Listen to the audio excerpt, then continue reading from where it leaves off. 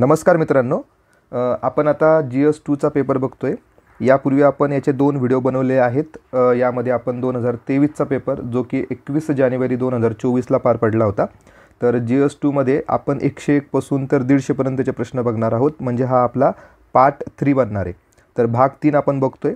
या आधीचे 2 भाग तुम्ही नक्की बघा, त्याचा तुम्हाला नक्की फायदा होईल। आणि येणारी जी 2024 ची मुख्य परीक्षा आहे त्यामध्ये तर तुम्हाला नक्कीच या प्रीवियस इयर क्वेश्चन पेपरचा फायदा झालेला दिसेल। जर तुम्हाला आपल्या बॅचबद्दल जर जाणून घ्यायचं असेल तर आपल्या चॅनलची एक बॅच आहे GS4 बद्दलची। तर GS4 मध्ये आपण मागच्या 5 वर्षाच्या प्रश्नपत्रिका त्याच्यामध्ये ॲनालिसिस केलेले आहेत।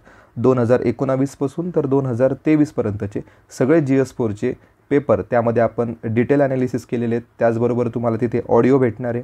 क्लासमध्ये जे मी शिकवतो त्याचे फोटोज तुम्हाला तिथे अवेलेबल होणार आहेत आणि प्रायव्हेट टेलिग्राम चॅनलच्या माध्यमातून तुम्हाला ते व्हिडिओ प्रोव्हाइड केले जाणार आहेत।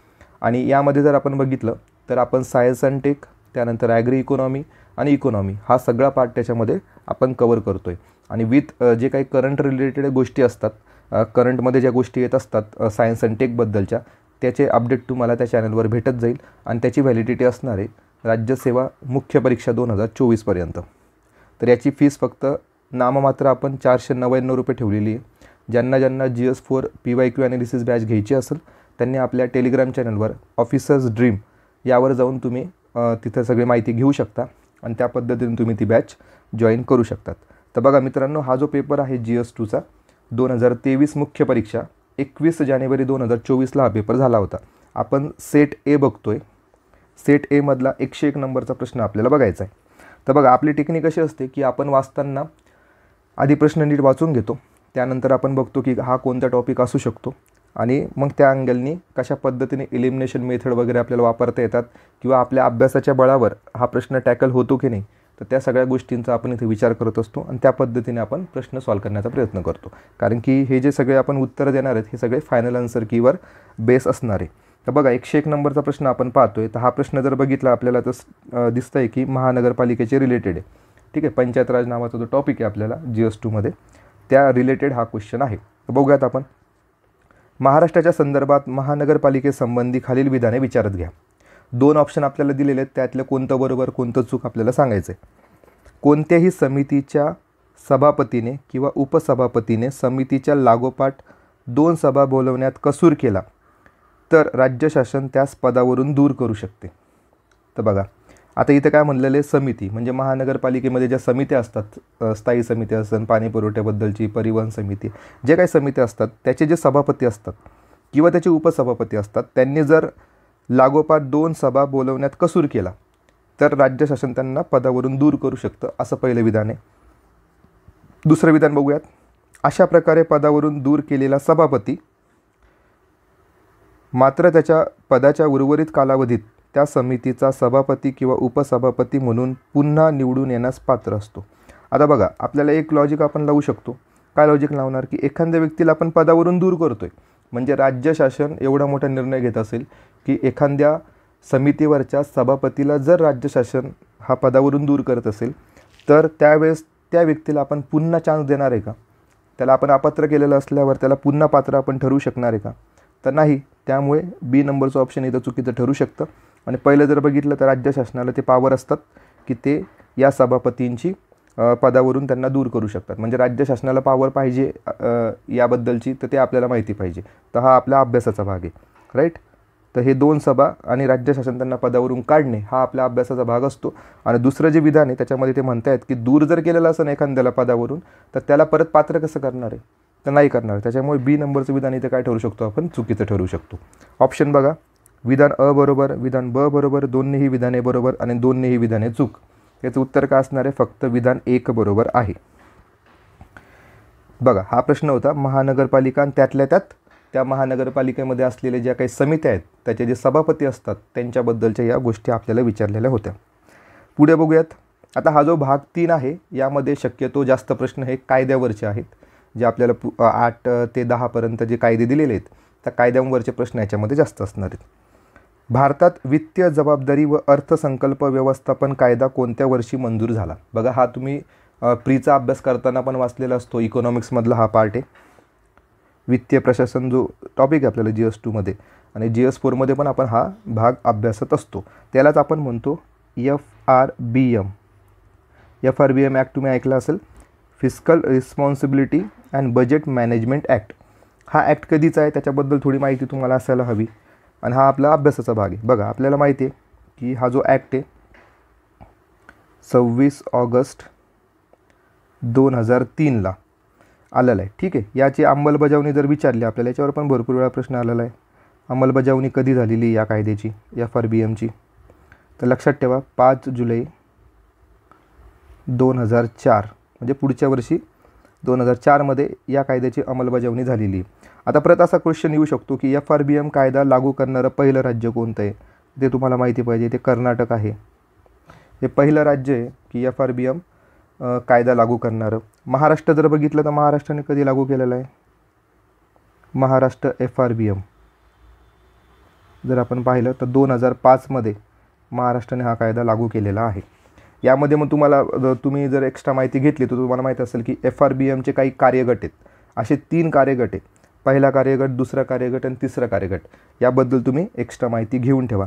आता बघा, या प्रश्नामध्ये आपल्याला कशाची गरज आहे की आपल्याला काय विचारतायत की कोणत्या वर्षी तो मंजूर झाला. तर बघा, ऑप्शनमध्ये काय 2003, 1991, 2009, 2014. ठीक आहे, हा आपला अभ्यासाचा भाग आहे. याचं उत्तर असणार आहे 1 नंबर. ठीक आहे, सिम्पल क्वेश्चन होता आणि स्ट्रेट फॉरवर्ड होता, फॅक्च्युअल होता. पुढे जाऊयात आपण. खालीलपैकी कोणता राज्यपालांचा स्वेच्छाधीन अधिकार नाहीत? तर आपल्याला राज्यपालांचे जे काही डिस्क्रिशनरी पॉवर असतात त्याबद्दल आपल्याला प्रश्न विचारलेला आहेत. एक लक्षात ठेवा की राज्यपाल हा जो टॉपिक आहे तो फार महत्त्वाचा आहे तुम्हाला मेन्ससाठी. राज्यपाल टॉपिक तुम्हाला डिटेल करायचा आहे. राज्यपालांसोबत तुम्ही राष्ट्रपतींचे जे काही सगळे कार्य आहेत ते आणि राज्यपालांचे जे सर्व कार्य आहेत ते तुम्हाला कंपल्सरी करणं गरजेचं आहे. आता बघूयात आपण की राज्यपालांचे स्वेच्छाधीन अधिकारामध्ये काय काय येत नाही. राज्यामध्ये राष्ट्रपती शासन लागू करण्याची शिफारस करणे. तर हे तर आपल्याला माहिती आहे की राष्ट्रपती शासन ज्यावेळेस लागू करायचं असतं तो सगळ्या पॉवर कोणाची असते? डिस्क्रिशनरी पॉवर ती राज्यपालांची असते. राज्यपाल त्यांच्या सतत विवेकबुद्धीने तो निर्णय घेऊ शकतात. त्याच्यामुळे हे तर त्याच्यामध्ये असणार आहे. अध्यादेश काढणे. बघा, आता अध्यादेश काढणे हा कोणतं फंक्शन आहे? कायदेविषयक आहे. कायदेविषयक फंक्शन आहे. ठीक आहे, याचं कलम काय आहे तुम्ही मला कॉमेंट सेक्शनमध्ये सांगा. याचं कलम काय आहे? अध्यादेशाचं, राज्यपालांनी काढलेल्या अध्यादेशाचं कलम कोणतं आहे ते तुम्ही मला कॉमेंट सेक्शनमध्ये सांगा. तर हा कायदेविषयक अधिकार आहे, त्याच्यामध्ये हा स्वेच्छाधीन अधिकार असणार आहे का? नसणार. म्हणजे आपलं उत्तर काय? 2 नंबर. त्यानंतर बघा, विधेयक राष्ट्रपतींच्या विचारार्थ राखून ठेवणे. हा सगळा त्यांचा काय असणार आहे? डिस्क्रिशनरी पॉवर असणार आहे. हे त्याच्यामध्ये येतं. राज्यांच्या प्रशासकीय आणि कायदेविषयक बाबींमध्ये मुख्यमंत्र्यांकडून माहिती मागवणे. कधी मागवायची, कधी नाही मागवायची, हा सगळा निर्णय कोण घेऊ शकतं? राज्यपाल घेऊ शकतात. म्हणजे हा त्यांचा काय आहे? स्वेच्छाधीन अधिकार आहे. त्याच्यामुळे हे पण त्याच्यामध्ये येतं. फक्त कोणता? अध्यादेश काढणे हा त्यांचा कायदेविषयक अधिकार आहे आणि कायदेविषयक अधिकार असल्याकारणाने तो डिस्क्रिशनरी पॉवरमध्ये येत नाही. ठीक आहे, हा पण एकदम बेसिक क्वेश्चन होता. 3 प्रश्न आपण आतापर्यंत पाहिले. आता बघा, 104 नंबरचा प्रश्न बघितला तर जोड्या लावाचा प्रश्न आहे, तो त्यातल्या त्यात तो कलमांवरचा प्रश्न आहे. म्हणजे हा इझी कॅटेगरीमधला प्रश्न आहे आणि हा तुम्ही खूप वेळा असे कलम वाचलेले असतात. त्यातले 2 जरी कलम किंवा 1 जरी कलम तुम्हाला माहिती असेल तर लगेच तुमचं उत्तर निघून जातं. बघा, आता तुम्हाला याच्यामध्ये जर माहिती असेल की मुख्यमंत्र्यांची कर्तव्ये हे 167मध्ये आहेत. ठीक आहे, म्हणजे डचं काय पाहिजे? 1 पाहिजे. बघा, एकच ऑप्शन आहे, एकाच ऑप्शनवर तुमचं उत्तर निघून गेलं. बाकीचे तुम्हाला पाठ नसले तरी चालतात. म्हणजे आयोग काय करत असतो? तुम्हाला 2-3 ऑप्शनमध्ये असे हिंट देत असतो आणि ते हिंट ज्या विद्यार्थ्याला लवकर समजतात त्याचं उत्तर लवकर निघतं. म्हणजे आपल्याला फक्त काय बघायचं होतं? मुख्यमंत्र्यांची कर्तव्ये 167मध्ये दिलेली आहेत, त्यावरूनही तुम्ही उत्तर काढू शकता. 2 नंबर आपलं उत्तर आहे. बाकीचे पण बघून घेऊयात. 163मध्ये जर बघितलं तर 2 नंबर ऑप्शन येईल. राज्यपालास सहाय्य करण्यासाठी आणि सल्ला देण्यासाठी मंत्रिमंडळ. मंत्रिमंडळ कशामध्ये समाविष्ट आहे? 163मध्ये. 164मध्ये जर आपण पाहिलं तर मंत्र्यांसंबंधी किंवा मंत्र्यांबाबत इतर तरतुदी. आणि 166मध्ये दिलेलं आहे राज्य सरकारचे कामकाज चालवणे आणि मुख्यमंत्र्यांची कर्तव्ये 167मध्ये दिलेली आहेत. त्यानंतर पुढे बघूयात. आता महाधिवक्तांवर प्रश्न विचारलेला बघा. महाधिवक्ता. ठीक आहे, महाधिवक्ता झाले, कॅग झाले किंवा अटॉर्नी जनरल ऑफ इंडिया झाले, हे 3 जे व्यक्ती आहेत त्यांच्यावर वारंवार परीक्षेमध्ये प्रश्न असतात आणि ते प्रश्न सगळे बेसिक असतात. त्यामुळे हे प्रश्न आपले चुकायला नको. आता बघा, याच्यामध्ये जर आपण पाहिलं तर पहिलं 2 ऑप्शन त्यांनी दिलेले आहेत, त्याच्यामध्ये आपल्याला ओळखायचं आहे की कोणतं बरोबर कोणतं चूक आहे. महाधिवक्ता व त्यांचे कार्यालय हे राज्य शासनाच्या हितसंबंधाचा बचाव आणि संरक्षण करते आणि राज्य शासनास आपली धोरणे ठरवण्यात आणि त्यांची अंमलबजावणी करण्याबाबत मौल्यवान असे कायदेशीर मार्गदर्शन करते. तर हा शब्द महत्त्वाचा आहे. आपल्याला माहिती आहे महाधिवक्ता हे काय करतात, सरकारी वकील असतात, ते सरकारचे वकील असतात.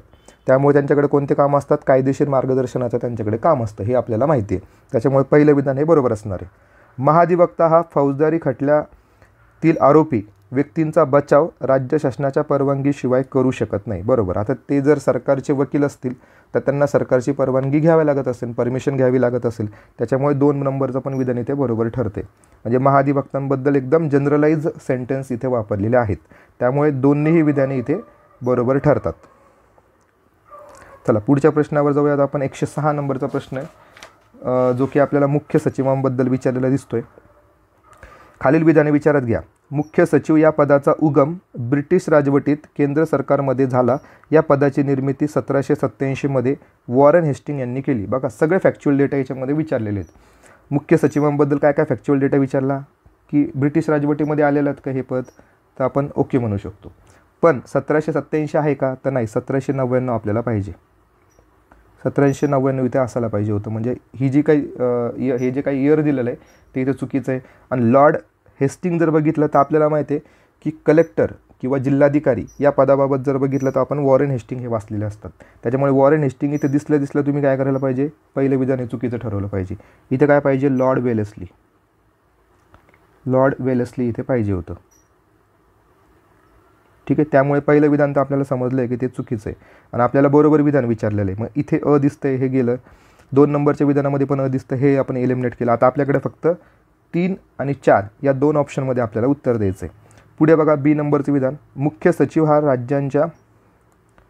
राज्यांच्या मुख्यमंत्री आणि राज्यपाल यांचा प्रधान सल्लागार म्हणून कार्य करतो. आता बघा मुख्य सचिव हे दोघांचे पण कसं काय प्रधान सल्लागार म्हणून काम करू शकतात, थोडं ऑड वाटतं ना इथे. म्हणजे एकतर ते मुख्यमंत्र्यांचं करेल किंवा राज्यपालांचं करेल, दोघांचेही कसं करेल.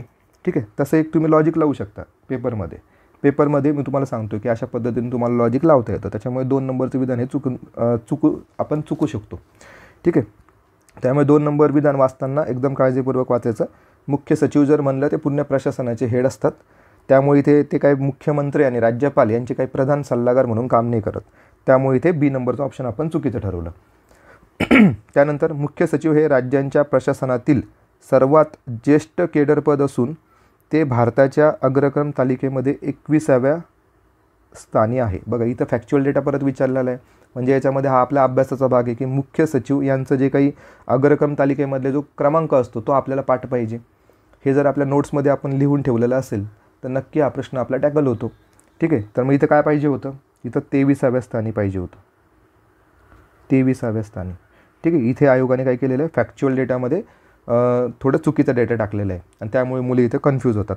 त्यामुळे कला काय करायचं, इथे एलिमिनेट करायचं. क जर एलिमिनेट झाला तर डायरेक्टली आपलं उत्तर काय असणार आहे, 3 नंबर असणार आहे. ठीक आहे. मुख्य सचिवाचे पद हे vice chief of army staff आणि कमांडर्स यांच्या बरोबरीचे असते. तर हे विधान काय इथे बरोबर आहे. फक्त डी नंबरचं विधान इथं आपल्याला बरोबर दिसतं आहे. म्हणजेच मुख्य सचिवांबद्दल जर तुम्ही तुमच्या मायक्रो नोट्स क्लिअर करून ठेवलेल्या असतील, व्यवस्थित ठेवलेल्या असतील, तर तुम्हाला हा प्रश्न इझी जाऊ शकतो. कारण की तुम्हाला माहिती असतं की मुख्य सचिव हे जे पद आहे लॉर्ड वेलेस्ली यांनी ते या पदाची निर्मिती केलेली आहे. त्यानंतर आपल्याला हेही माहिती असतं की त्याचा 23व्या क्रमांकामध्ये त्याचं अग्रक्रम तालिका म्हणजे प्रोटोकॉलनुसार त्यांचा क्रमांक येतो. या गोष्टी आपण वाचलेल्या असतात. त्यामुळे फॅक्च्युअल डेटावर हा प्रश्न आपण इथे सॉल्व केलेला आहे. पुढचा प्रश्न जर बघितला आपण तर तो आहे राज्यपालांबद्दल, पण सरकारी आयोगाने काय शिफारशी केलं त्याबद्दलचा हा प्रश्न आहे. तर वाचूयात. राज्यपालांच्या नियुक्तीसंबंधी सरकारी आयोगाने खालीलपैकी कोणत्या कसोटीची शिफारस केलेली नाही. बघा नाही हा शब्द जो आहे तो महत्त्वाचा आहे. इथे काय होतं की आपण सरकारी आयोग वाचलेला असतो, त्यांच्या शिफारशी वाचलेल्या असतात, पण घाईघाईमध्ये आपण उत्तर देण्याचा प्रयत्न करतो. कारण की हा जो शब्द आहे की कोणत्या शिफारस केलेल्या नाही आहेत, तर त्या इथं लक्ष देणं आपल्याला गरजेचं आहे. की नाही विचारलं आहे की आहे विचारलेलं आहे, यावर जास्त मुलांचा गोंधळ होत असतो. आणि प्रश्न पण जर बघितला हा 107 नंबरचा प्रश्न आहे. म्हणजे शेवटचे प्रश्न जर असले तर आपलं थोडं माइंड काय असतं तेव्हा डिस्टर्ब असतं. त्यामुळे तिथे लक्ष देणं फार गरजेचं आहे. तर वाचूयात एक 1 बाय 1. तो जीवनाच्या एखाद्या क्षेत्रातील प्रथितयश असावा, त्यानंतर तो राज्याबाहेरील असावा, तो सक्रिय राजकारणी नसावा आणि राज्यपालांची नियुक्ती ही पंतप्रधान, गृहमंत्री, लोकसभेचा सभापती आणि संबंधित राज्यांचे मुख्यमंत्री यांना मिळून बनलेल्या समितीद्वारे केली जावे. आता बघा, एक याची PDF पण आहे, मी आपल्या टेलिग्राम चॅनलवर पण टाकलेली आहे की ह्या जे काही सरकारी आयोगाने ज्या शिफारसी केलेल्या आहेत राज्यपालांच्या नियुक्तीबद्दलच्या, त्या आपण ऑलरेडी टाकलेल्या आहेत. त्यातल्याच त्या PDF मधलाच हा प्रश्न आयोगाने तयार केलेला आहे. तर त्या PDF मध्ये जर बघितलं आपण, तर PDF ला समजा आपण बाजूला ठेवूयात, पण आपण एक थोडं कॉमन सेन्स इथे वापरू शकतो की बघा, आता जर आपण आत्ताची सिच्युएशन जर पाहिली राज्यपालांच्या नियुक्तीबद्दलची, तर आता कशी सिच्युएशन आहे.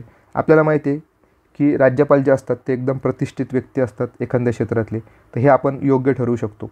त्यानंतर ते राज्याबाहेरील असावे. आपल्याला माहिती आहे की सध्या आपले जे राज्यपाल आहेत ते दुसऱ्या राज्याचे आहेत, ठीक आहे, हे तर आपल्याला एक प्रथा माहीतच आहे, त्याच्यामुळे ही पण शिफारस असायला हवी. त्यानंतर ते सक्रिय राजकारणी नसावे. राजकारणी कशाला असायला हवे, ते नसावे असंच शिफारस कोणी पण करेल ना. त्यामुळे या गोष्टी जर तुम्ही लक्षात घेतल्या तर तुम्ही इझिली तुमचं उत्तर काय देऊ शकता, 4 नंबर. कारण की बघा, इथे राज्यपालांची नियुक्ती करण्यासाठी तुम्ही कोणाकोणाला विचारतायत, पंतप्रधानांना विचारतायत, गृहमंत्री, लोकसभेचे सभापती, संबंधित राज्याचे मुख्यमंत्री. इतकी मोठी प्रोसेस करण्याची गरज काय, राईट. तर असाही तुम्ही विचार करू शकतात. त्याच्यामुळे 4 नंबरची शिफारस काही केलेली नसणार आहे सरकारी आयोगाने, कारण की ही प्रोसेस कशी होऊन जाते, लेंदी होऊन जाते. एखाद्या राज्याचा राज्यपाल निवडण्यासाठी इतक्या लोकांची जर परमिशन घेण्याची वेळ येत असेल तर ते थोडे चुकीचं असू शकतं. म्हणजे असा एक कॉमन सेन्स तुम्ही तिथे पेपरमध्येही लावू शकतात. त्यामुळे याचं उत्तर काय असणार आहे, 4 नंबर. बाकीचे जे वरचे 3 ऑप्शन आहेत ते सरकारी आयोगाने काय केलेले आहेत, त्याच्या शिफारसी केलेल्या आहेत. पुढचा प्रश्न बघूयात. खालीलपैकी कोणते विधान हे चुकीचे आहेत. चुकीचं विधान आपल्याला ओळखायचं आहे. राज्यघटना राष्ट्रपतींना त्यांच्या विवेकाधिकाराने कोणतेही कार्य करण्याचा अधिकार देत नाही. राज्यघटना, राष्ट्रपती आणि विवेकाधिकार असे हे शब्द वापरलेले आहेत. तर आपल्याला माहिती आहे की राष्ट्रपतींना हा विवेकाधिकार जो आहे तो नाही दिलेला आहे आपण, तर हे बरोबर आहे. आपल्याला माहिती आहे की राज्यपालांना आपण काही प्रमाणात डिस्क्रिशनरी पॉवर दिलेले आहेत, पण राष्ट्रपतींना तसे दिलेले नाही आहेत. राष्ट्रपतींना हे कॅबिनेटचा निर्णय मानावा लागतो. कॅबिनेट जे म्हणतील ते राष्ट्रपतींना ऐकावं लागतं. एखादा गंभीर किंवा निंदनीय अथवा भ्रष्टाचाराशी निगडीत गुन्ह्याचा आरोप असलेली व्यक्तीला मंत्री बनण्याच्या संदर्भात सल्ला राज्यपालांना देण्यापासून मुख्यमंत्र्यांना घटनात्मकदृष्ट्या कोणीही प्रतिबंध करू शकत नाही. तर बघा, हा जर आपण विधान वाचलं तर भ्रष्टाचाराशी निगडीत गुन्ह्यांचा आरोप असलेल्या व्यक्तीला मंत्री बनण्याच्या संदर्भातील सल्ला राज्यपालांना देण्यापासून मुख्यमंत्र्यांना घटनात्मकदृष्ट्या कोणीही प्रतिबंध करू शकत नाही. तर हे डायरेक्टली काय करू शकतात, कारण की तो पॉवर कोणाला दिलेली आहे आपण मंत्री निवडण्याची, ही आपण मुख्यमंत्र्यांना दिलेली आहे. तर मुख्यमंत्रीच काय करतात, सल्ला देतात राज्यपालांना. राज्यपालांना काय करावं लागतं, तो मान्य करावा लागतो. त्या पद्धतीचं राज्यपाल त्यांच्या स्वतःच्या मतानुसार अशा व्यक्तींना मुख्यमंत्री म्हणून नेमू शकतात ज्यांची विधानसभेत बहुमत मिळवण्याची शक्यता आहे. ते विधानसभा पूर्णपणे स्थापन करण्यापूर्वीच या अधिकाराचा वापर करू शकतात. अशी कृती राज्यपालांच्या अप्रामाणिकपणा स्थापित करणार नाही. बरोबर आहे, कारण की हा राज्यपालांचा काय डिस्क्रिशनरी पॉवर आहे. त्यामुळे तुम्ही राज्यपालांवर या स्वरूपाचे जे काही त्यांनी निर्णय घेतलेले असतात त्याच्या विरोधात तुम्ही काही बोलू शकत नाही. हा काय अप्रामाणिकपणा त्यांनी स्थापित केलेला आहे असं त्याचा अर्थ होत नाही, कारण की तो त्यांचा काय डिस्क्रिशनरी पॉवर आहे. त्यामुळे हे पण विधान इथं बरोबर ठरते. वरीलपैकी कोणतेही नाही, म्हणजे सगळे विधानं बरोबर आहेत, हे आपलं इथे उत्तर असायला पाहिजे. 4 नंबर इथे आपलं उत्तर आहे. चला, आता यामध्ये जर बघितलं तर सरळ सरळ वाक्य आहेत, फक्त थोडे लेंदी ऑप्शन केल्यामुळे थोडा हा प्रश्न डिफिकल्ट वाटू शकतो. पुढचा आहे दुसऱ्या प्रशासकीय सुधारणा आयोगाबाबत खालीलपैकी कोणते विधानं बरोबर आहेत. आता हा जो दुसरा प्रशासकीय सुधारणा त्याला आपण सेकंड ARC म्हणतो, ॲडमिनिस्ट्रेटिव्ह रिफॉर्म कमिटी आपण त्याला असं म्हणतो, कमिशन. तर याच्याबद्दलचे भरपूर वेळा प्रश्न येतात. प्रीमध्ये पण या प्रशासकीय सुधारण्यावर प्रश्न आलेले आहेत. तर आपण आता बघतोय की कोणकोणते ऑप्शन याच्यामध्ये बरोबर ठरतात. तर बघा, आयोगाने कार्यालयीन गुप्त कायदा 1923 रद्द करावा अशी शिफारस केली होती. आता आपल्याला याच्यामध्ये काय, आपल्या अभ्यासाचा भाग याच्यामध्ये आहे, कारण अभ्यास याच्यामध्ये पाहिजे. तुम्ही इथं लॉजिक थोडं कमी लागेल तुमचं, पण अभ्यास तुम्हाला याच्यामध्ये लागणार आहे, कारण की तुमच्या नोट्स इथे प्रॉपर पाहिजे. एक तर सरकारी आयोग, त्यानंतर पंच आयोग, त्यानंतर दुसरा प्रशासकीय सुधारणा आयोग, हे जे काही सगळे आयोग आहेत हे सगळे तुम्हाला डिटेल किंवा त्याचे मायक्रो नोट्स तुमच्याकडे असायला हवेत, तरच अशा पद्धतीचे प्रश्न तुम्ही टॅकल करू शकतात.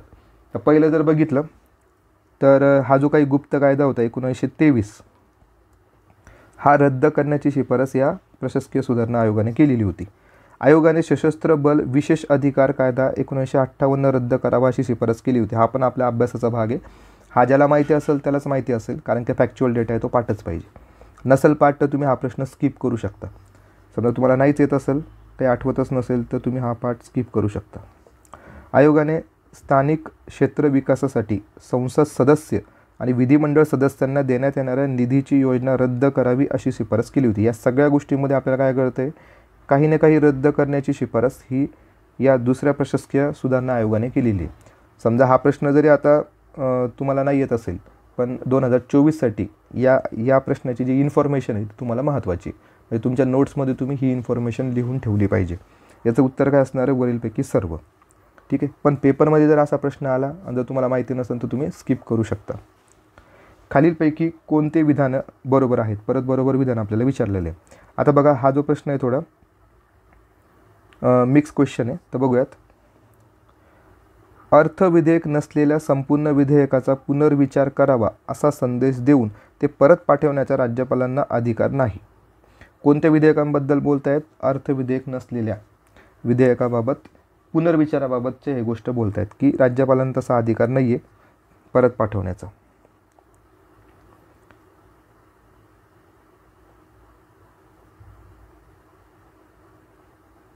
तर आपल्याला माहिती आहे की राज्यपाल काय करू शकतात, परत पाठवू शकतात. हे काय म्हणतात, परत पाठवू शकत नाही, हा अधिकार नाही. तर हे काय बघा, इथे हे चुकीचं आहे. इथे काय त्यांना अधिकार आहे असा शब्द पाहिजे होता की ते परत पाठवू शकतात. महाराष्ट्र, मध्य प्रदेश, कर्नाटक या राज्यात राज्यपालांना आदिवासी जमातींच्या कल्याणासाठी मंत्री नेमण्याची विशेष जबाबदारी पार पाडावी लागते. यामध्ये जर बघितलं, आता हे जे काही याच्यामध्ये राज्य वापरलेले आहेत, राज्य बघा, महाराष्ट्र आहे का त्याच्यामध्ये? नाही आहे. त्याच्यामुळे ब नंबरचं ऑप्शन इथं चुकलं. महाराष्ट्रामध्ये आदिवासी जमातीसाठी कल्याण मंत्री नेमावा असं कुठं आपण वाचलेलं आहे का? नाही. म्हणजे फक्त महाराष्ट्र या शब्दामुळे आपण इथे ब नंबरच्या विधानाला काय करतोय, एलिमिनेट करतोय. म्हणजे ब पण एलिमिनेट झालं, अ पण एलिमिनेट झालं. बघा इथे अ आणि ब आहे हे एलिमिनेट झालेलं आहे, इथं ब आहे हा एलिमिनेट झालेला आहे. ठीक आहे. आता आपल्याला फक्त 3 आणि 4मध्ये विचार करायचा आहे. आता 6व्या परिशिष्ट. 6व्या परिशिष्टातील तरतुदीनुसार आसाममध्ये आदिवासी क्षेत्रांच्या प्रशासनासंदर्भात राज्यपालांना काही विशेष अधिकार दिलेले आहेत. तर यस, आपल्याला माहिती आहे त्याच्यामध्ये आसाम येतं 6व्या परिशिष्टामध्ये, त्यामुळे क नंबरचं विधान इथं बरोबर ठरते. त्यानंतर ड पण वाचून घेऊयात. उच्च न्यायालयाचे स्थान धोक्यात असणारे विधेयक राज्यपाल स्वेच्छेने राष्ट्रपतींच्या विचारार्थ राखून ठेवू शकतात. स्वेच्छेने नसतं ते, तर बघा इथे एक शब्द जो आहे स्वेच्छेने नाही येते, तिथं पाहिजे होतं कंपल्सरी, अनिवार्य ती गोष्ट आहे, कंपल्सरी त्यांना ते पाठवावंच लागतं. त्यामुळे इथे स्वेच्छेने वगैरे हा शब्द इथं महत्त्वाचा आहे, त्याला तुम्ही इथे एलिमिनेट करू शकतात. हा त्यांचा डिस्क्रिशनरी पॉवर नाही आहे, ते त्यांना कंपल्सरी पाठवावं लागतं, कारण की उच्च न्यायालयाचे स्थान याच्यामध्ये काय असणारे, धोक्यात असणारे. हे आपण प्रीमध्ये वाचताना पण वाचत असतो. म्हणजे राज्यपाल जर तुम्ही चांगल्या पद्धतीने केलेले असतील तर तुमचा हा प्रश्न टॅकल होतो. ठीक आहे. बघा, पहिलं विधान राज्यपालांच्या संदर्भात आहे, जे की चुकीचं आहे. दुसऱ्या विधानामध्ये जर बघितलं तर आदिवासी जमातींच्या कल्याणासाठी मंत्री हे महाराष्ट्रामध्ये नाही, म्हणून आपण एलिमिनेट केलं. आणि 6व्या परिशिष्टामध्ये आपल्याला माहिती आहे की आसाम या राज्याशी निगडीत आहे, त्यामुळे क ला विधान आपण बरोबर ठरवलेले. म्हणजे आपलं इथं उत्तर काय असणार आहे, फक्त क विधान बरोबर आहे, बाकीचे सगळे विधान इथे चुकीचे ठरत आहेत. म्हणजे राज्यपाल याबद्दल जर तुम्ही नोट्स काढून ठेवलेले असतील तर बघा, तुम्हाला 2-3 प्रश्न हे इझिली तुम्हाला म्हणजे मार्क देऊन जातात. आता याच्या पुढचे जे प्रश्न आहेत, नाही ठीक आहे, अजून काही सुरू नाही आले आपले. लोकपालचा प्रश्न आहे आता हा 111 नंबरचा. तर बघा, लोकपाल संबंधी काही विधानं दिलेली आहेत, त्याबद्दल आपल्याला बघायचं आहे.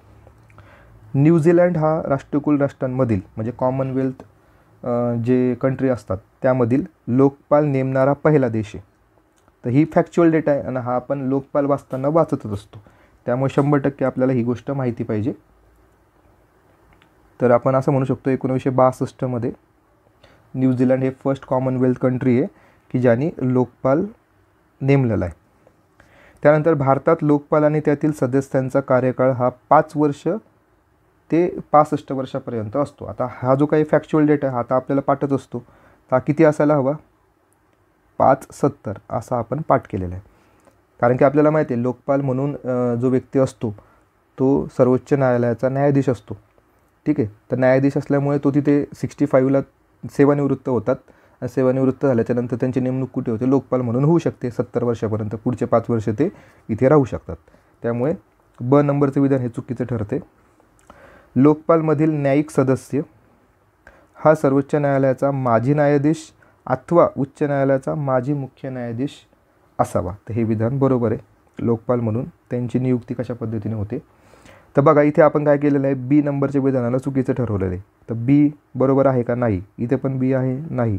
वरीलपैकी सर्वमध्ये पण बी येतो, म्हणजे सगळे एलिमिनेट होतात. म्हणजे फक्त बी नंबरचं विधान जे आहे की जरी तुम्हाला माहिती नसलं की न्यूझीलंड हा देश पहिला देश आहे किंवा नाही आहे, किंवा क नंबरचं विधान जरी तुम्हाला माहिती नसलं, फक्त बी नंबरच्या विधानावरून ब नंबरच्या विधानावरून तुम्ही हा प्रश्न एलिमिनेशन मेथडने सॉल्व करू शकतात. याचं उत्तर असणारे अ आणि क हे विधान बरोबर आहेत. लोकपालाच्या संबंधी एकदम बेसिक क्वेश्चन होता. आपल्याला माहिती आहे की लोकपालमध्ये जे सदस्य असतात ते 50% न्यायिक सदस्य असतात. तर रचना पण तुम्हाला माहिती पाहिजे. पुढे खालील समित्यांपैकी कोणती समिती ही सभागृहांच्या दैनंदिन कामकाजाशी संबंधित नाही. तर हा जो पाठ आहे तुम्ही लक्ष्मीकांत सरांचा जो पुस्तक आहे त्याच्यामध्ये तुम्हाला दिलेले आहेत. लक्ष्मीकांत सरांच्या पुस्तकामध्ये अशी कॅटेगरी दिलेली आहे की या ज्या समित्या असतात सभागृहामधल्या, काही चौकशी समिती असते, काही तक्रार समिती असते, काही दैनंदिन कामकाजाशी संबंधित समित्या असतात, काही वित्तीय समित्या असतात, काही स्थायी असतात, राईट. तर ह्या सगळ्या समित्याचं एक चॅप्टर आहे. त्या चॅप्टरमध्ये हा तुमचा पाठ कवर होतो. तिथूनच हा प्रश्न आयोगाने टाकलेला आहे. तर बघा दैनंदिन कामकाजाशी संबंधित जर विचारलं तर पहिली जी समिती विशेषाधिकार समिती, तर ही चौकशी समिती आहे. बघा चौकशी समिती, त्यामुळे ती याच्यामध्ये येत नाही. आणि आपल्याला तेच विचारलेलं आहे की दैनंदिन कामकाजाशी संबंधित कोणत्या समित्या नाही आहेत, तर पहिली समिती त्याच्यामध्ये येत नाही. म्हणजे आपलं उत्तर तिथं भेटून गेलेलं आहे. कामकाज सल्लागार समिती झालं. त्यानंतर खाजगी सदस्यांची विधेयके आणि ठराव यावरील समिती आणि नियम समिती, या ज्या समित्या आहेत ह्या कोणत्या समित्या आहेत, दैनंदिन कामकाजाशी संबंधित समित्या. ठीक आहे. हा पण जर प्रश्न बघितला तर हा फॅक्च्युअल प्रश्न आहे. याच्यासाठी काय लागतं तुम्हाला, पाठांतर लागतं. ठीक आहे. म्हणजे सगळ्या समित्या तुम्ही जर तुमच्या नोट्समध्ये लिहिलेल्या असतील तर तुम्हाला लगेच याचं लॉजिक लागतं आणि उत्तर हा म्हणजे उत्तर येऊन जातं तुमचं. तर बघा भारतातील आर्थिक सर्वेक्षण कोण प्रकाशित करते. एकदम सिंपल क्वेश्चन आहे. आर्थिक सर्वेक्षण कोण प्रकाशित करणार आहे, वित्त मंत्रालय. ठीक आहे. नीती आयोगाचा काही संबंध नाही, RBIचा काही संबंध नाही, आणि पंतप्रधान कार्यालय PMOचा पण काही इथे संबंध नाही आहे. तर इथं वित्त मंत्रालय असायला हवं. 1 लाईनर क्वेश्चन विचारला होता आयोगाने इथे. जर सभापती व उपसभापती एकाच वेळी जर रजेवर असतील तर सभापती किंवा उपसभापती कामावर रुजू होईपर्यंत पंचायत समितीचे सभापती म्हणून कोण सभापतींच्या अधिकारांचा वापर करतील व कर्तव्य पार पाडतील, अशा पद्धतीचा प्रश्न आहे. म्हणजे पंचायत समितीबद्दलचा प्रश्न विचारलेला आहे. आधीचा जो प्रश्न होता तो महानगरपालिकेच्या समिती, हा जो प्रश्न आहे तो पंचायत समितीवर प्रश्न विचारलेला आहे. पंचायत समितीचं तुम्हाला सचिव माहिती आहे, BDO असतात. जर पंचायत समितीमध्ये सभापती आणि उपसभापती रजेवर असतील तर कोण कामकाज बघत असतं, तर पंचायत समितीचे सभापती कामकाज बघत असतात. त्यांना कोणकोणते म्हणजे तो कोणता अधिकारी आहे की तो तिथे सभापती म्हणून काम पाहू शकतो. तर एक आपल्याला गोष्ट माहिती असायला हवी की पंचायत समितीमध्ये सचिव म्हणून कोण काम करतात, गटविकास अधिकारी काम करतात. ठीक आहे. तर त्या अनुषंगाने आपण विचार करू शकतो. तर बघा आता कशा पद्धतीने. पहिला ऑप्शन आहे मुख्य कार्यकारी अधिकाऱ्याने चिठ्ठ्या टाकून निवडलेला जो विषय सभापती समितीचा जो सभापती तो, किंवा जिल्हाधिकाऱ्याने चिठ्ठ्या टाकून निवडलेला विषय समितीचा सभापती, किंवा विभागीय आयुक्तांनी चिठ्ठ्या टाकून निवडलेला विषय समितीचा सभापती, किंवा जिल्हाधिकाऱ्याने नियुक्त केलेला पंचायत समितीचा कोणताही ज्येष्ठ सदस्य. आता या प्रश्नामध्ये जर आपण पाहिलं तर कशा पद्धतीने आपण विचार करू शकतो. आपल्याला माहिती आहे की ग्रामीण स्थानिक स्वराज्य संस्था, या ग्रामीण स्थानिक स्वराज्य संस्थेमध्ये सर्वोच्च स्थानिक कोण असतं, जिल्हा परिषद. जिल्हा परिषदेच्या नंतर आपल्याला माहिती आहे की पंचायत समिती असते जी की दुवा म्हणून काम करत असते, पंचायत समिती. आणि खाली जर बघितलं तर ग्रामपंचायत असतात. अशी त्रिस्तरीय सिस्टीम आपल्याला माहिती आहे. यामध्ये जर पाहिलं आपण बोलतो कशाबद्दल आहे, पंचायत समितीबद्दल बोलतो आहे. आणि आपल्याला माहिती आहे की जिल्ह्याचे जे काही विकासात्मक कामं आहेत ते आपण झेडपीकडे सोपवलेले आहेत, आणि अविकासात्मक कामं किंवा महसुलाचे जे कामं आहेत ते सगळे आपण कोणाला दिलेले आहेत, जिल्हाधिकारी यांना दिलेले आहेत. तर जिल्हाधिकारी यांचा इथे रोल असणार आहे का, नसणार. इथे झेडपीचे जे अध्यक्ष असतात त्यांचा रोल याच्यामध्ये असायला हवा, कारण की हायर अथॉरिटी कोण असणार आहे पंचायत समितीच्यावर? झेडपी असणार आहे. त्यामुळे जिल्हाधिकाऱ्यांचा रोल याच्यामध्ये असणार आहे का? नसणार आहे. तर बघा इथं जिल्हाधिकारी शब्द वापरलेला आहे, इथं जिल्हाधिकारी शब्द वापरलेला आहे. आधी 2 आणि 3 4ला तुम्ही काय करू शकतात? एलिमिनेट करू शकतात. त्यानंतर इथं शब्द वापरलेला विभागीय आयुक्त. आता बघा विभागीय आयुक्त हे जिल्हाधिकाऱ्यांपेक्षाही मोठे असतात. डिव्हिजनल पूर्ण डिव्हिजन त्यांच्या अंडरमध्ये असतं. त्यामुळे विभागीय आयुक्त पण या पंचायत समितीच्या कामकाजामध्ये भाग घेतील का? नाही घेणार. त्यामुळे 3 नंबरचं पण ऑप्शन इथे तुम्ही एलिमिनेट करू शकतात. म्हणजे पंचायत समितीच्या वर कोण आहे? जिल्हा परिषद आहे. मग जिल्हा परिषदेचे अधिकारी कोण असतात? तर मुख्य कार्यकारी अधिकारी असतात. मग निर्णय कोण घेणार आहे? मुख्य कार्यकारी अधिकारीच घेणार आहे. तर इतका छोटा विचार तुम्ही करून कॉमन सेन्स वापरून तुम्ही हा प्रश्न सॉल्व्ह करू शकता. 1 नंबर याचं उत्तर असणार आहे. कारण की मुख्य कार्यकारी अधिकारी हे झेडपीचे सर्वात महत्त्वाचे अधिकारी असतात. मग तेच काय करणार आहेत? पंचायत समितीच्या सभापतीची नेमणूक करणार आहे तात्पुरत्या कालावधीसाठी. आणि ते पण कशा पद्धतीने? चिठ्ठ्या टाकून विषय समितीचा जो सभापती असेल त्यांची निवड ते तिथे करतात. तर हा प्रश्न आपला पंचायत राजमधला आहे. पुढे बघा, तातडीच्या सार्वजनिकदृष्ट्या महत्त्वाच्या विशिष्ट बाबींकडे विधानसभा सदस्य डॅश डॅश या मार्गाने शासनाचे लक्ष वेधू शकतात. तर हा प्रश्न पण तुम्हाला लक्ष्मीकांत सरांच्या पुस्तकामध्ये भेटून जाईल. सरळ सरळ माहिती दिलेली ती. जो संसद नावाचा टॉपिक आहे बघा, संसद. संसदेमधले जे आपण कामकाज बघतो, संसदेचं कामकाज असू द्या किंवा या विधानसभेचं कामकाज असू द्या, ते बऱ्यापैकी सगळं सारखं असतं.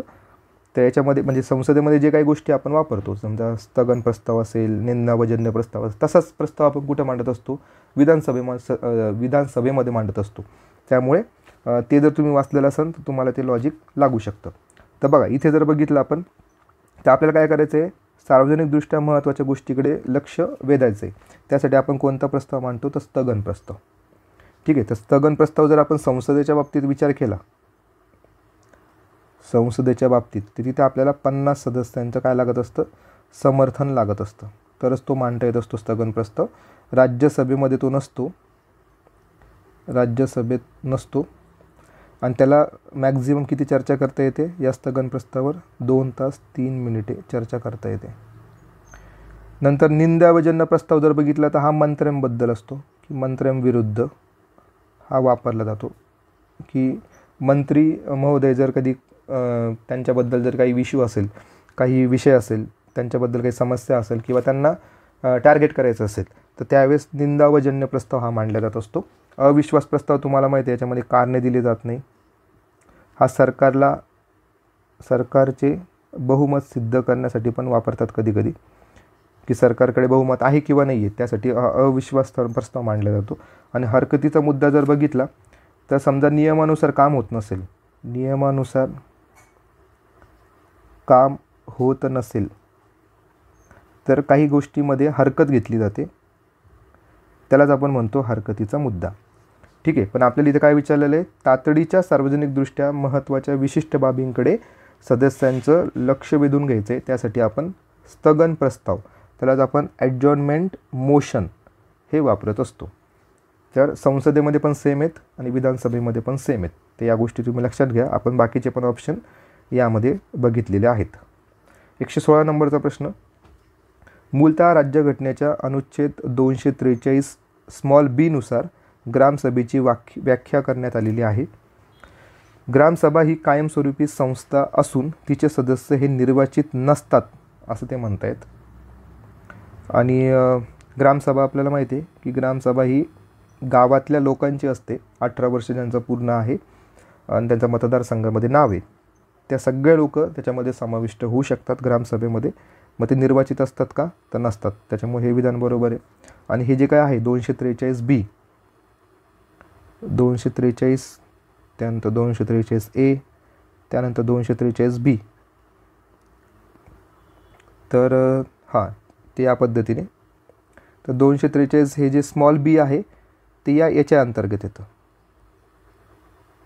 ग्रामसभाचा जो काही कलम आहे 243A त्याच्या अंतर्गत 243 स्मॉल बी येत असतो. ठीक आहे. त्याच्यामुळे पहिलं विधान बरोबर आहे, दुसरं विधान बरोबर आहे.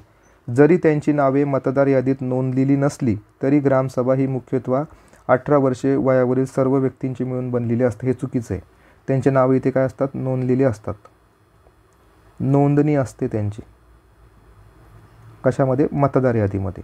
तर हा महत्त्वाचा शब्द आहे, वारंवार याच्यावर प्रश्न आलेला आहे, भरपूर वेळा रिपीट झालेला आहे की ग्रामसभेमधले जे लोक असतात, जे व्यक्ती असतात, ते सगळे मतदार यादीत त्यांचं नाव असलंच पाहिजे आणि त्यांचं वय वर्ष हे 18 वर्षापेक्षा जास्त असलं पाहिजे. ग्रामसभा ही गाव पातळीवरील कार्यरत असलेली एक वैधानिक संस्था आहे. यस, बरोबर आहे. त्याला आपण 73व्या घटना दुरुस्तीने काय केलेलं आहे? त्याला वैधानिक दर्जा मिळालेला आहे. त्यामुळे आपण त्याला म्हणू शकतो की लेजिस्लेटिव्ह एक संस्था आहे. फक्त याच्यामध्ये जर आपण पाहिलं तर फक्त क नंबरचं विधान इथं आपल्याला चुकीचं दिसतंय.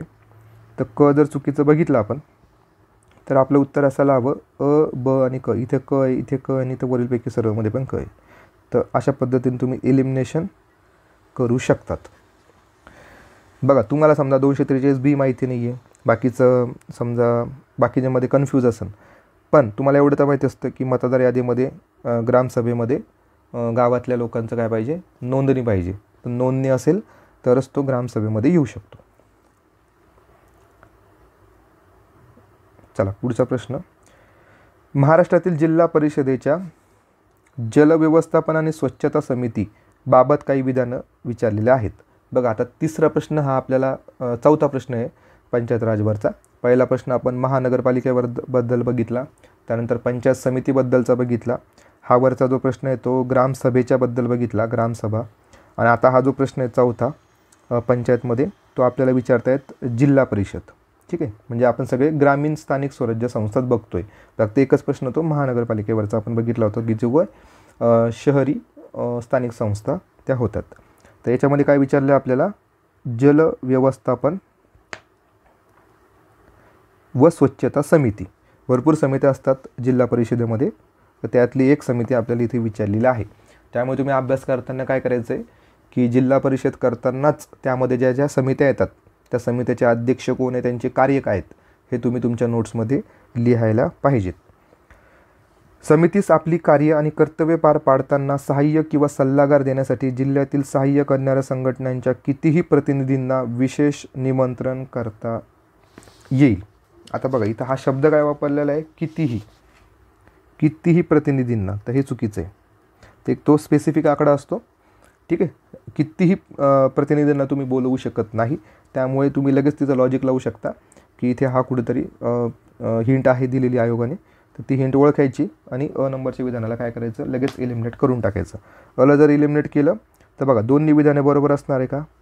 तर नाही, हे तुमचं चुकलं. अ बरोबर असणार आहे का? नाही, हे चुकलं. म्हणजे 2 आणि 4मध्ये आपल्याला बघायचं आहे.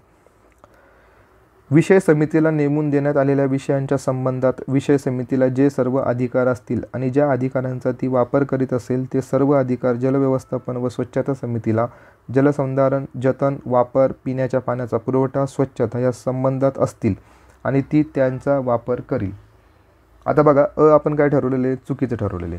पण ब मध्ये जर बघितलं तर सगळे विधानं जर बघितलं तर या जलव्यवस्थापन आणि स्वच्छता संबंधातच तुम्हाला दिसत आहेत. की वेगळं असं काही ऑडवालं विधान तुम्हाला दिसलं का याच्यामध्ये? नाही दिसलं. बघा, आता विषय समितीला नेमून दिलेले सर्व कार्य जे कोणकोणती कामं? बघा, जलव्यवस्थापन व स्वच्छता समितीला काय? जलसंधारण म्हणजे जलव्यवस्थापनामध्ये येतं, जतन त्याच्यामध्ये येतं, कन्झर्वेशन, वापर त्याच्यामध्येच येतं, पिण्याच्या पाण्याचा पुरवठा त्याच्यामध्येच येतं, स्वच्छता त्याच्यामध्येच येतं. ठीक आहे, म्हणजे विषय समितीचं कामं त्यांनी इथं फक्त एक्सप्लेन केलेलं आहे. त्याच्यामुळे ब नंबरचं विधान हे 100% बरोबर आहे. ठीक आहे, म्हणजे आपलं उत्तर काय असणार आहे? 2. 4ला एलिमिनेट करायचं. शक्यतो 2 विधानं जर एवढे मोठे दिलेले असतील त्यातलं एक चुकीचं असतं, एक बरोबर असतं. तर हे आपण आतापर्यंत बघितलेलं आहे. तर त्या अँगलनी पण तुम्ही विचार करू शकता. बघा, नेक्स्ट क्वेश्चन आहे 118. हा की कॉमन क्वेश्चन आहे की आपल्याला फक्त बघा कशा पद्धतीचा प्रश्न आहे. संसदेमध्ये अर्थसंकल्प खालील 6 टप्प्यातून जातो, त्याचा क्रम विचारला आहे फक्त, जो की आपण GS4मध्ये पण वाचतो. किरण देसले सरांच्या पुस्तकामध्ये पण दिलेला आहे, GS2मध्ये पण दिलेला आहे, काटेकर सरांच्या पुस्तकामध्ये. तर हा सगळा जो क्रम आहे तो 6 टप्प्यामध्ये असतो. त्याचे टप्पे जर बघितले तर लगेच तुम्हाला उत्तर येणार आहे. बाकीचं तुम्हाला बाकीचे ऑप्शन पण तुम्हाला बघायची गरज नाही. बघा कशा पद्धतीने सगळ्यात पहिले काय होत असतं 1 फेब्रुवारीला? एकदम जनरल इन्फॉर्मेशन ही सगळ्यांना माहिती असतं. तुम्ही न्यूजपेपर वाचता त्याच्यात पण तुम्हाला ते समजून जातं की अर्थसंकल्प कशा पद्धतीने मांडला जातो. तर सर्वात आधी तर अर्थसंकल्प सादर केला जातो. ठीक आहे, त्यावेळेस वित्तमंत्री जे असतात त्यांचं भाषण होत असतं. त्यामुळे सर्वप्रथम काय यायला पाहिजे? अर्थसंकल्प सादर झाला पाहिजे. तो सादर होतो. सादर झाल्याच्यानंतर आपल्याला मग त्याच्यावर चर्चा होते. म्हणजे 2 नंबरला काय पाहिजे, सर्वसाधारण चर्चा. म्हणजे हे झाला आपला पहिला टप्पा. दुसरा झाला आपला सर्वसाधारण चर्चा. बघा 1 आणि 3 असं ऑप्शन तुम्हाला कुठे दिसतंय, 1 आणि 3 ऑप्शन तुम्हाला 3 नंबरमध्ये दिसते. झालं तुमचं उत्तर. बाकीचे जे टप्पे आहेत ते तुम्हाला बघायची पण गरज नाही आहे. ठीक आहे, आयोगाने ऑप्शनच तसं सेट केलेलं आहे की तुम्हाला लगेच पहिल्या आणि दुसऱ्या ऑप्शनमधूनच पर्यायावरूनच तुम्हाला उत्तर येऊन जातं. ठीक आहे, बाकीचा तुमचा इथे वेळ वाचतो आणि मग तुम्ही तुमच्या पुढच्या प्रश्नाकडे जाऊ शकतात. आता आपण सगळे क्रम लावून घेऊयात. एकदा सर्वसाधारण चर्चा झाली त्यानंतर काय होत असते, ती जी काही डॉक्युमेंट असतं ते विभागीय समित्यांकडे पाठवलं जातं. मग विभागीय समिती काय करत असते, त्याची स्क्रुटिनी करत असते, त्याची छाननी करत असतात. ते 3 नंबरचा टप्पा आहे. 4 नंबरचा टप्पा काय म्हणतो की अनुदानाच्या मागण्यावर मग तिथे मतदान घेतलं जातं. ठीक आहे, voting on demands for grants. जे काही 2-3 महिन्याचा जो काही गॅप असतो त्या गॅपमध्ये सरकारला खर्च करण्यासाठी जे अनुदान लागतं त्याच्यावर चर्चा केली जाते, त्याच्यावर मतदान घेतलं जातं. हा 4था टप्पा येतो. त्यानंतर आहे विनियोजन विधेयकाला मंजुरी दिली जाते. अप्रोप्रिएशन बिल जे असतं तर त्याची मंजुरी घेतली जाते, तो 5वा टप्पा आहे. सर्वात शेवटचा टप्पा जो असतो वित्त विधेयकाला मंजुरी दिली जाते. कारण की आपलं जे अर्थसंकल्प असतं ते एक फायनान्स बिल असतं. हे फायनान्स बिल ज्यावेळेस संसदेमध्ये त्याला मंजुरी मिळते त्यावेळेस मग आपला अर्थसंकल्प पूर्ण झाला अशा पद्धतीने आपण म्हणतो. म्हणजे 6वा टप्पा आपला कोणता असणार आहे, वित्त विधेयकाला मंजुरी. हे सगळे टप्पे तुमच्या नोट्समध्ये तुम्ही लिहून ठेवले पाहिजेत. नंतर प्रश्न आहे बरोबर बिनचूक विधान आपल्याला ओळखायचे आहेत. महाराष्ट्रातील महानगरपालिकांचे 4 गटात वर्गीकरण केले जाते, अ, ब, क आणि ड. तर हे विधान बरोबर आहे. आता तुम्ही बघा कॉमेंट सेक्शनमध्ये मला सांगा की तुमच्या शहरातील जी महानगरपालिका आहे ती कोणत्या गटात येते, कोणत्या गटात येते हे मला तुम्ही कॉमेंट सेक्शनमध्ये सांगा. बघूयात कोणाला किती नॉलेज आहे. तुम्हाला इंटरव्ह्यूमध्ये पण अशा पद्धतीचे प्रश्न विचारले जातात की तुम्ही ज्या शहरात राहतात त्याची जी महानगरपालिका आहे त्याचं वर्गीकरण कशात केलेलं आहे, लोकसंख्येनुसार किंवा ज्यानुसार असेल ते. अ, ब, क, ड पैकी तुमची कोणती महानगरपालिका आहे ती तुम्ही इथे मेन्शन करा कॉमेंट सेक्शनमध्ये. दुसरं विधान आहे नागपूर, पुणे, ठाणे, नाशिक, पिंपरी चिंचवड ही वर्ग अ महानगरपालिकांची उदाहरणे आहेत. तर हे इथं चुकीचं ठरते. ठीक आहे, यामध्ये जर बघितलं नागपूर, पुणे, ठाणे, नाशिक आणि पिंपरी चिंचवड तर अ वर्गाचे हे उदाहरणं नाही आहेत. कारण की यामध्ये जर आपण पाहिलं तर नाशिक त्याच्यामध्ये आपण बघितलेलं नाही आहे, नाशिक त्याच्यामध्ये येत नाही. ठीक आहे, अजूनही असतील त्याच्यामध्ये पण सध्या मी नाशिक सांगतो आहे त्याच्यामुळे ब नंबरचं विधान चुकलेलं आहे. नुकतेच महाराष्ट्र शासनाने जालना नगर परिषदेची श्रेणीवाढ करून महानगरपालिकेमध्ये रूपांतर केले हे आपल्याला माहिती आहे. ठीक आहे, म्हणजे अ आणि क इथं उत्तर पाहिजे, पण इथे आयोगाने काय केलेलं हा प्रश्न कॅन्सल केलेला आहे. बघा मे बी इथे काय असेल की जालना नगर परिषद नाही नगरपालिका असेल जालन्यामध्ये, तर नगरपालिकेमुळे क नंबरचं विधान पण चुकीचं असलं पाहिजे होतं. तर मे बी कशामुळे हा चुकीचं आहे ते बघावं लागेल, पण कॅन्सल केलेला आयोगाने हा प्रश्न. आणि याची जी लिस्ट आहे बघा, क्लास एमध्ये कोण येतं, क्लास बीमध्ये कोण येतं, क्लास सीमध्ये कोण येतं, तर हे तुमच्या नोट्समध्ये तुम्ही लिहून ठेवलं पाहिजे. या प्रश्नाचं उत्तर आयोगाने कॅन्सल केलेलं आहे, 119 नंबरचा प्रश्न. म्हणजे हा पण प्रश्न तुम्हाला पंचायत राजवर विचारलेला दिसतोय. म्हणजे 5 प्रश्न आपण आतापर्यंत पाहिलेत. महाराष्ट्र लोकायुक्त विधेयक 2022 बघा याच्यामध्ये दुरुस्ती झालेली आहे लोकायुक्त विधेयकामध्ये, त्यामुळे हा प्रश्न विचारला. म्हणजे हा करंट अफेअर्सचा प्रश्न आहे खरं म्हटलं तर. 22मध्ये आलेला आहे, कारण की आपल्याला माहिती आहे की पेपर हा 23चा आहे. तर याच्यामध्ये बघा ते विधानसभेत डिसेंबर 2022मध्ये मांडण्यात आलं. करंटचा प्रश्न असल्यामुळे हे बरोबर आहे, डिसेंबर 2022. त्याने महाराष्ट्र लोकायुक्त आणि उपलोकायुक्त अधिनियम 1972मध्ये बदल केला. बघा हा फॅक्च्युअल डेटा तुम्हाला पाठच पाहिजे. इथे काय पाहिजे होतं, 1971 पाहिजे होतं, त्याच्यामुळे हे चुकलं. निवड समितीच्या शिफारशीवरून लोकायुक्तांचे अध्यक्ष व सदस्य यांची नेमणूक राज्यपालांद्वारे केली जाते. कोण नियुक्ती करतं हे आपल्याला माहितीच पाहिजे, त्याच्यामुळे अ बरोबर आहे आणि क बरोबर आहे. निवड समितीमध्ये 3 व्यक्तींचा समावेश असेल, ज्यामध्ये मुख्यमंत्री, विधानसभेचे सभापती आणि विधानसभेतील विरोधी पक्षनेता असतील. तर हे चुकीचं आहे. यामध्ये जर बघितलं तर 4 सदस्य आपल्याला दिसतात. अध्यक्ष, मुख्यमंत्री, उपाध्यक्ष, उपमुख्यमंत्री आणि 4 सदस्य. 4 सदस्य कोण असतात तर बघा, विधानसभेचे अध्यक्ष आणि विधान परिषदेचे अध्यक्ष, हे झाले 2 व्यक्ती. त्यानंतर दोन्ही गृहाचे विरोधी पक्षनेते, आणि हायकोर्टचे मुख्य न्यायाधीश. तर अशा पद्धतीने हे सदस्य असतात. त्याच्यामुळे हे 3 सदस्य इथे चुकीचे आहेत. ड नंबरचं विधान इथं चुकीचं आहे. मग ड जर चुकीचं असेल तर बघा आपलं उत्तर काय येणार, इथे ड आहे, इथं ड आहे, म्हणजेच आपलं उत्तर असणार आहे 4 नंबर. अ आणि क फक्त इथे विधान बरोबर आहे. इथे 1971 पाहिजे होतं आणि हे 3 सदस्य नसायला पाहिजे होते. पुढे हां, आता बघा 121 पासून आपल्याला हे जे पुढचे प्रश्न आहेत सगळे कायद्यांवरचे प्रश्न आहेत. आणि याबद्दल जे काही 4-5 कायदे आहेत ते आपण आपल्या अर्बन क्लाउड प्लॅटफॉर्मवर ऑलरेडी घेतलेले आहेत. पर्यावरणाचा कायदा असेल, शिक्षणाचा कायदा असेल, माहितीचा कायदा असेल, हे सगळे आपण कायदे घेतलेले आहेत. तुम्ही ते बघू शकतात. त्याच्यामध्ये आपण टेक्निक पण सांगितलेलं आहे कशा पद्धतीने तुम्हाला ते कायदे पाठ करावे लागतात. यामध्ये तुम्ही आउट ऑफ मार्क्स घेऊ शकतात. तर बघूयात आपण कशा पद्धतीने. तर बघा आता पहिला प्रश्न जर बघितला आपला की जो ॲट्रॉसिटी कायदा आहे त्याबद्दल विचारलेला आहे. ॲट्रॉसिटी कायदा 1989च्या कलम -नुसार न्यायालय या कायद्यातील तरतुदीनुसार पीडित व्यक्तीला किंवा त्यांच्यावर अवलंबून असलेल्या व्यक्तींना किंवा साक्षीदारांना खटला सुरू असताना शेवटपर्यंत न्याय मिळवण्यासाठी पूर्ण संरक्षण, तपास, चौकशी आणि खटल्यादरम्यानचा प्रवास आणि देखभाल खर्च प्रदान करेल. म्हणजे इथे जर आपण पाहिलं हा जो काही कलम आहे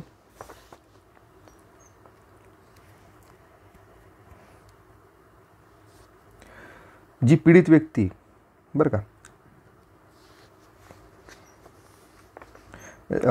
जी पीडित व्यक्ती आहे किंवा साक्षीदार आहे यांना संरक्षण प्रोव्हाइड करण्यासाठीचं हा कलम आपल्याला विचारला जातो आहे. तर जर तुम्ही बेअर ॲक्ट्स वाचत असाल, बेअर ॲक्ट्स, तर तुमचं उत्तर इथं सॉल्व होणार नाही. ठीक आहे. पहिले याच्यासाठी एक डिस्क्लेमर असतं आहे की बेअर ॲक्ट्स तुम्ही वाचू नका. आता जे काही लेटेस्ट दुरुस्त्या झालेल्या आहेत तर ते तुम्ही वाचण्याचा प्रयत्न करा. काही पुस्तकं असतील ज्यामध्ये नवीन दुरुस्त्या दिलेल्या असतील या कायद्यांबद्दलच्या, तर त्या तुम्ही वाचा. कारण की फक्त बेअर ॲक्ट जर तुम्ही वाचलेत, ओरिजिनल बेअर ॲक्ट्स वाचलेत, तर तुमचा हा प्रश्न टॅकल होणार नाही. यासाठी तुम्हाला ज्या नवीन दुरुस्त्या झालेल्या आहेत त्या वाचाव्या लागतील. तर यामध्ये जर पाहिलं तर एक नवीन जो काही प्रकरण आहे या कायद्यामध्ये, ॲट्रॉसिटी कायद्यामध्ये, समजा आपण जर बघितलं तर बघा प्रकरण 4 मध्ये आपल्याला विशेष न्यायालयाबद्दल माहिती दिलेली आहे. विशेष न्यायालय, त्यामध्ये कलम येतं 14 आणि 15. ठीक आहे. 14 मध्ये तुम्हाला माहिती आहे की विशेष न्यायालयाचा उल्लेख आहे. हा भरपूर वेळा रिपीट झालेला प्रश्न आहे. विशेष न्यायालय कशात दिलेलं आहे? 14 मध्ये. आणि 15 मध्ये कशाचा उल्लेख आहे? विशेष सरकारी अभियोक्ता, म्हणजे सरकारी वकील ज्यांना आपण म्हणू शकतो, की त्यांचा उल्लेख कशात करण्यात आलेला आहे? 15 मध्ये. 14 आणि 15. आणि भाग कोणता आहे? हा 4 आहे. पण यानंतर आता नवीन कायद्यामध्ये जे काही पुस्तकामध्ये तुम्हाला दिलेलं असेल तर प्रकरण ॲड झालेलं आहे नवीन. त्या प्रकरणाचं नाव आहे बघा प्रकरण 4A. तर हा महत्त्वाचा आहे. प्रकरण 4A नवीन आल्यामुळे आयोगाने याच्यावर प्रश्न विचारला आहे. आणि प्रकरण 4A काय म्हणतो? पीडित व साक्षीदार यांचे अधिकार. बघा इथे तुम्हाला दिसतंय पीडित व्यक्ती किंवा त्याच्यावर अवलंबून असलेले साक्षीदार यांच्यासाठी काय? पूर्ण संरक्षण, तपास, चौकशी, खटल्यादरम्यानचा प्रवास, देखभाल खर्च. म्हणजे ह्या सगळ्या गोष्टींचा उल्लेख किंवा त्यांचे अधिकार हे कशात दिलेले आहे? 4A मध्ये. आणि 4A मध्ये एकच कलम आहे. त्या कलमाचं नाव आहे 15A. ठीक आहे. याच्यामध्ये काय दिलेलं आहे? Rights of victims and witness. ठीक आहे. मग याच्यामध्ये 15A कुठे दिसते? तुम्हाला 4 नंबरमध्ये दिसते. ठीक आहे. म्हणजे कायदा वाचताना तुम्हाला नवीन कायदे वाचायचे आहेत, बेअर ॲक्ट्स वाचायचे नाही आहेत. दुरुस्ती झालेले जे कायदे आहेत ते आयोगाने विचारायला सुरुवात केलेली आहे. त्यामुळे त्याच्यातलं जे नवीन प्रकरण होतं 4A, जे की पीडित आणि साक्षीदार यांच्या अधिकारांबद्दलचं आहे, तर त्यावर आयोगाने प्रश्न विचारलेला आहे. ॲट्रॉसिटी कायदा आपण बघितला. पुढे परत त्याच्यावरच प्रश्न आलेला आहे. ॲट्रॉसिटी कायदा 1989च्या डॅश अन्वये अनन्य विशेष न्यायालय म्हणजेच कलम 14च्या उपकलम 1 अंतर्गत स्थापन झालेले अनन्य विशेष न्यायालय जे केवळ या कायद्याच्या अंतर्गत गुन्ह्यांचा खटला चालवते. बघा आत्ताच आपण बोललो की 14मध्ये काय वापरला आपण शब्द विशेष न्यायालय, पण या विशेष न्यायालयाच्या व्याख्येमध्ये कुठंच आपल्याला उल्लेख केलेला दिसतो. म्हणजे आपल्याला प्रत्येक कायद्यांचे जे काही व्याख्या असतात, डेफिनेशन, ज्या की कुठे दिलेल्या असतात, कलम 2मध्ये दिलेल्या असतात. तुम्ही कोणताही कायदा घ्या, त्याचं जे कलम 2 असतं त्यामध्ये त्या कायद्यांच्या सगळ्या व्याख्या तिथं दिलेल्या असतात. व्याख्या असन, त्यांचे काही शब्द असन यूज केलेले महत्त्वपूर्ण, ते सगळ्यांचा उल्लेख तिथं तुम्हाला कलम 2मध्ये आढळतो. त्यातलं कलम 2 आपल्याला विचारता आहेत की कोणत्या व्याख्येमध्ये, कोणत्या कलमामध्ये विशेष न्यायालयाचा उल्लेख करण्यात आलेला आहे. आता तुम्ही व्याख्या वाचतात ना, त्यावेळेस तुम्हाला ते पाठ करावं लागेल. बघा ऑप्शनमध्ये बघितलं तर कलम 21BD, इथे BG आहे, इथं BE आहे आणि इथे BF आहे. ठीक आहे, त्याचं उत्तर काय असणार आहे? हे सरळ सरळ फॅक्च्युअल आहे, त्याच्यामुळे मी सरळ उत्तर देतो. 1 नंबर त्याचं उत्तर असणार आहे. जिथे BD तुम्हाला दिसेल तर BDमध्ये तुम्हाला विशेष न्यायालयाचा उल्लेख आढळतो. त्यानंतर पुढचा दुसरा कायदा आहे पालक आणि ज्येष्ठ नागरिकांचे पालनपोषण आणि कल्याण अधिनियम 2007. त्याचा कलम आपल्याला विचारता आहेत कलम 7(1) अन्वये कलम 5 अंतर्गत देखभाल करण्याच्या आदेशावर निर्णय घेण्यासाठी राज्य सरकार प्रत्येक उपविभागासाठी 1 किंवा अधिकची स्थापना करेल. कशाची स्थापना करेल? बघा ऑप्शनमध्ये आहे उच्च न्यायालयाचे विशेष खंडपीठ. आता उच्च न्यायालयाचा इथे संबंध आहे का? काही उच्च न्यायालयाचा काही संबंध नाही आहे, आणि ते पण उपविभागासाठी. तर हायकोर्ट हे स्पेशल बेंच काही स्थापन करू शकत नाही, त्याच्यामुळे आधी तुम्ही हायकोर्टला काय करायला पाहिजे? एलिमिनेट करायला पाहिजे. त्यानंतर विशेष न्यायालय. विशेष न्यायालय आपण कुठे बघितले होते? ॲट्रॉसिटीमध्ये, तर हे इथे येणार नाही. अतिविशेष न्यायालय हे पण इथे येणार नाही. तर न्यायाधिकरण, यस, ट्रिब्युनल आपण इथे ठेवू शकतो, कारण की ट्रिब्युनलचा उल्लेख या कायद्यामध्ये कलम 7मध्ये केलेला दिसतो.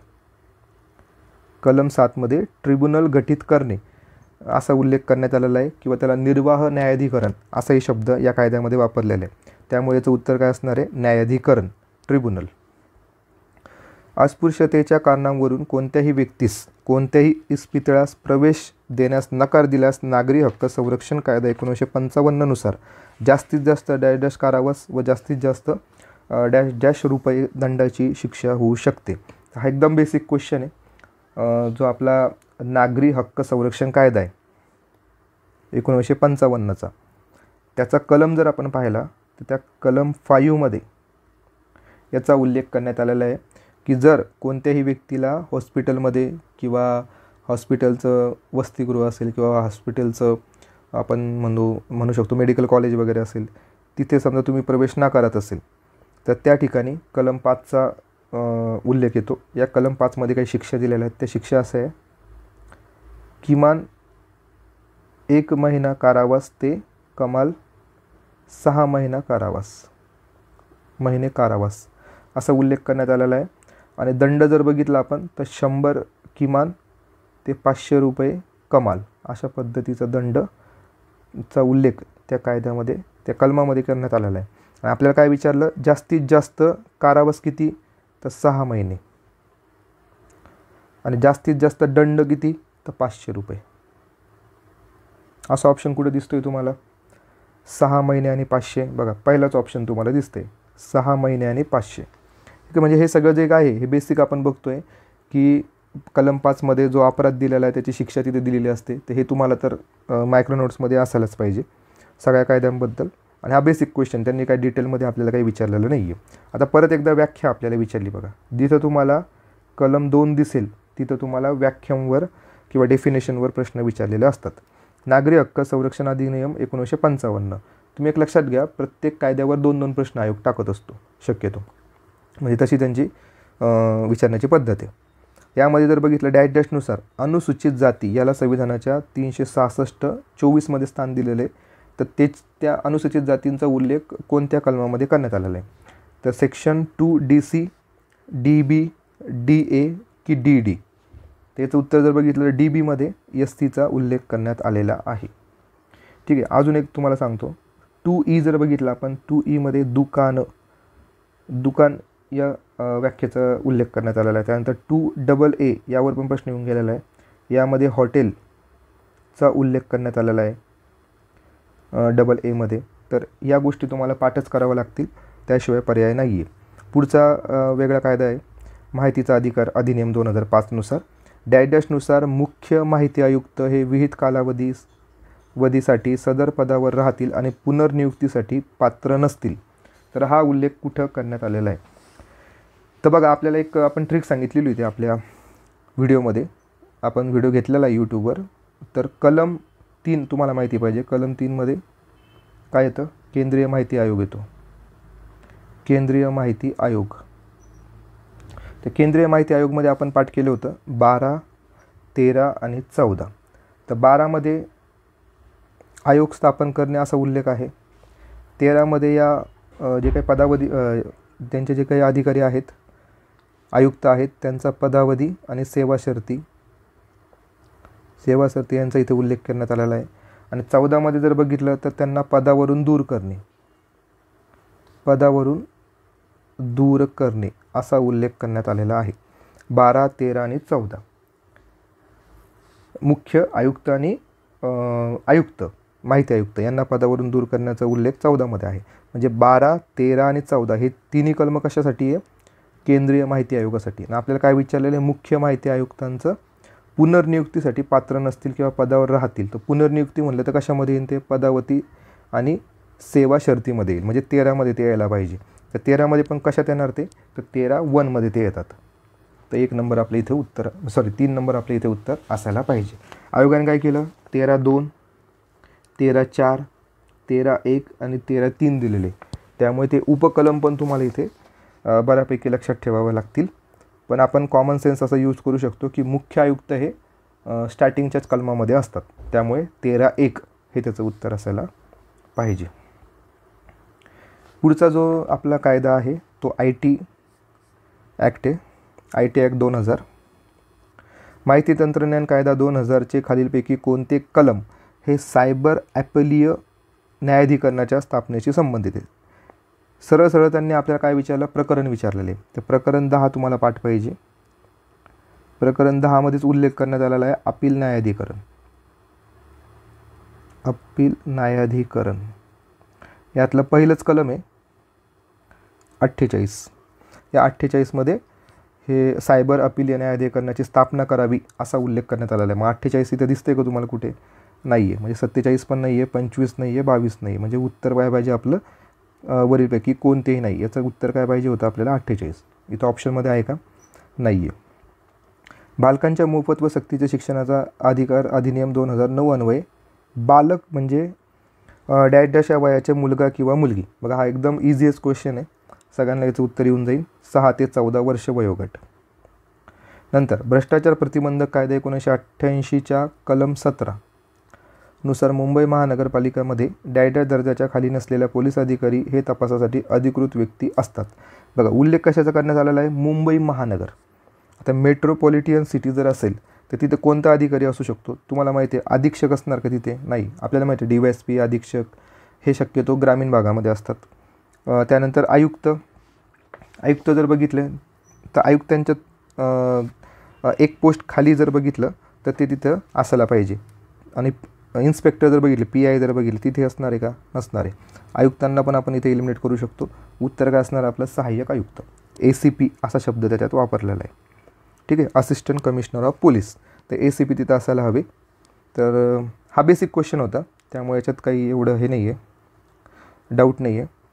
नेक्स्ट आहे, जो कोणी लाचलुचपत प्रतिबंधक कायदा 1988 अन्वये एखाद्या गुन्ह्यासाठी दोषी ठरला असेल, त्याने नंतर पुन्हा या कायद्यान्वये दंडनीय गुन्हा केला असेल तर त्याला डॅशपेक्षा कमी नसलेल्या परंतु पर्यंतच्या कारावासाची शिक्षा होईल आणि तो दंडास पात्र राहील. बघा, याला आपण म्हणतो पुन्हा गुन्हा करणे, म्हणजे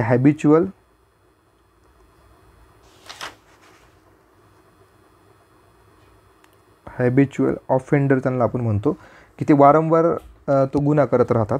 तर त्यांच्यासाठी शिक्षा वाढलेली असते. कारण की जो पहिल्यांदा गुन्हा करतो त्यासाठी थोडी कमी शिक्षा असते, मग तो दुसऱ्यांदा गुन्हा करतो परत त्याच्यासाठी शिक्षा वाढवली जाते, तिसऱ्यांदा गुन्हा करतो परत शिक्षा वाढवली जाते. तर जेव्हा वारंवार असे गुन्हा ती व्यक्ती करत असते ते त्यासाठीची शिक्षा आपल्याला विचारलेली आहे. आणि बघा, तुम्ही जर वाचत असाल तर वाचताना अशा पद्धतीने तुम्ही वाचलं पाहिजे की प्रश्न प्रिव्हियस इयर क्वेश्चनमध्ये कसे कसे आलेले आहेत. म्हणजे हे जे दंड असतात, अपराध आणि दंड, हे फार महत्त्वाचे असतात पेपरसाठी. तर इथं काय विचारलेलं आपल्याला, मुख्य आपला कीवर्ड काय असणार आहे की पुन्हा पुन्हा काय तो काय करतो आहे, उल्लंघन करतो आहे कायद्याचं, म्हणजे हॅबिच्युअल ऑफेंडर आहे.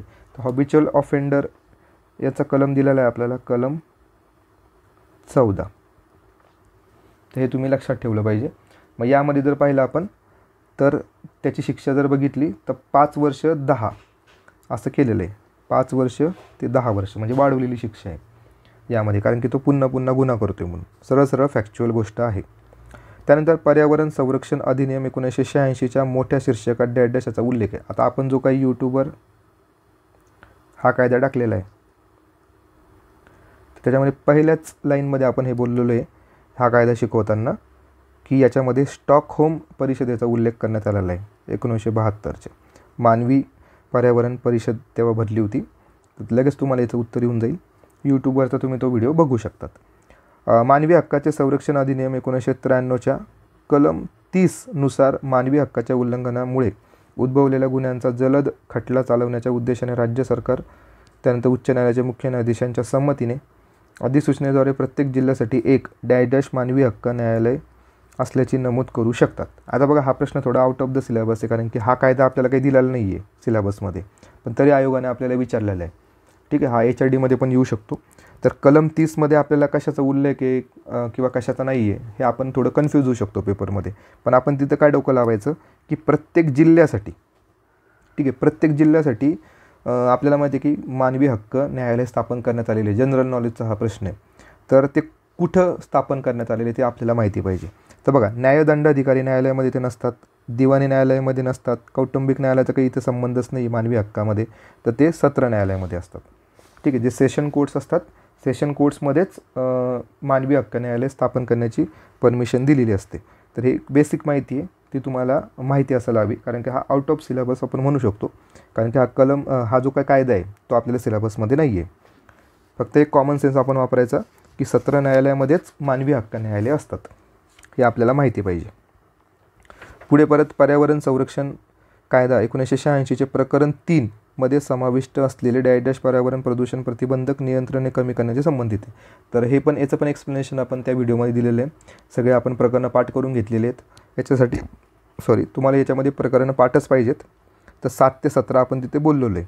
7 ते 17 हे प्रकरण 3 मध्ये येतं. हे पाठच पाहिजे तुम्हाला, पाठांतर गरजेचं आहे याच्यासाठी. त्यानंतर बालकांचा मोफत आणि सक्तीच्या शिक्षणाचा अधिकार कायदा 2009 मधील खालीलपैकी कोणते कलम शिक्षकांच्या कर्तव्याशी संबंधित आहे? तर बघा, एक कलम आहे आपल्याकडे, कलम 24. तर त्यामध्ये शिक्षकांचे कर्तव्य आणि तक्रारींचे निवारण अशा प्रकारचं एक कलम आहे, कलम 24. मग त्यामध्ये शिक्षकांचे काय काय कर्तव्य आहेत? एक तर ते नियमित हजेरी घेणे, अभ्यासक्रम वेळेत पूर्ण करणे, पालकांचे नियमित बैठका घेणे, अशी जे कामं आहेत किंवा कर्तव्य आहेत ते शिक्षकांचे आहेत. ते कलम 24मध्ये त्याचा उल्लेख करण्यात आलेला आहे. पण कलम 24 जर बघितलं तर आपल्या ऑप्शनमध्ये कुठेच दिसत नाही.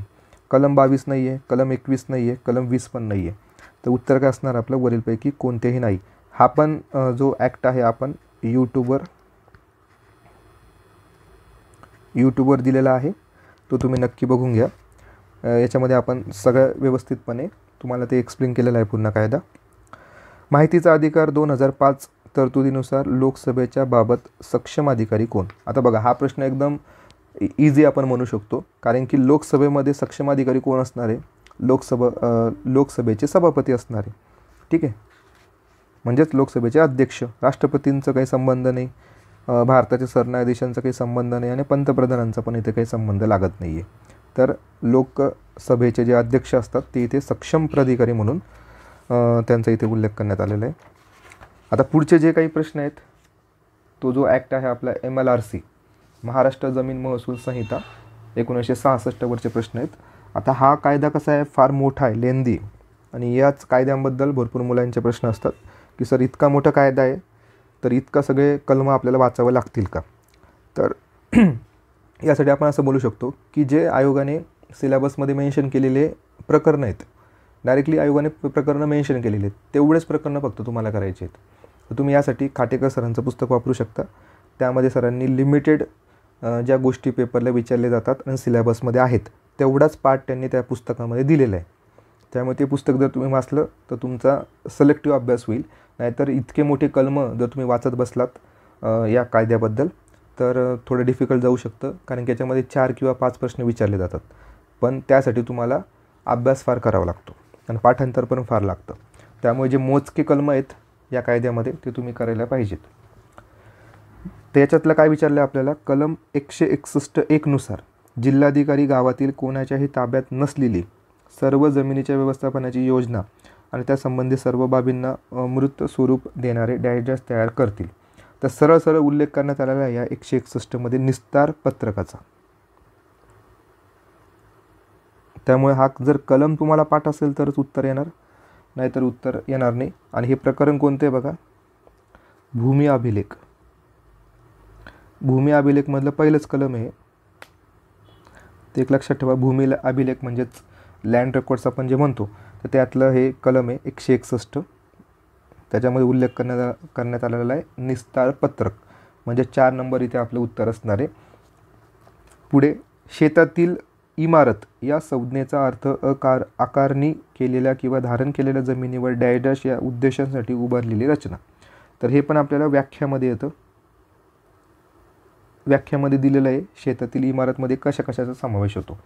तर शेतीची अवजारे, खतं, वैराण साठवण्यासाठी याचा उपयोग होऊ शकतो.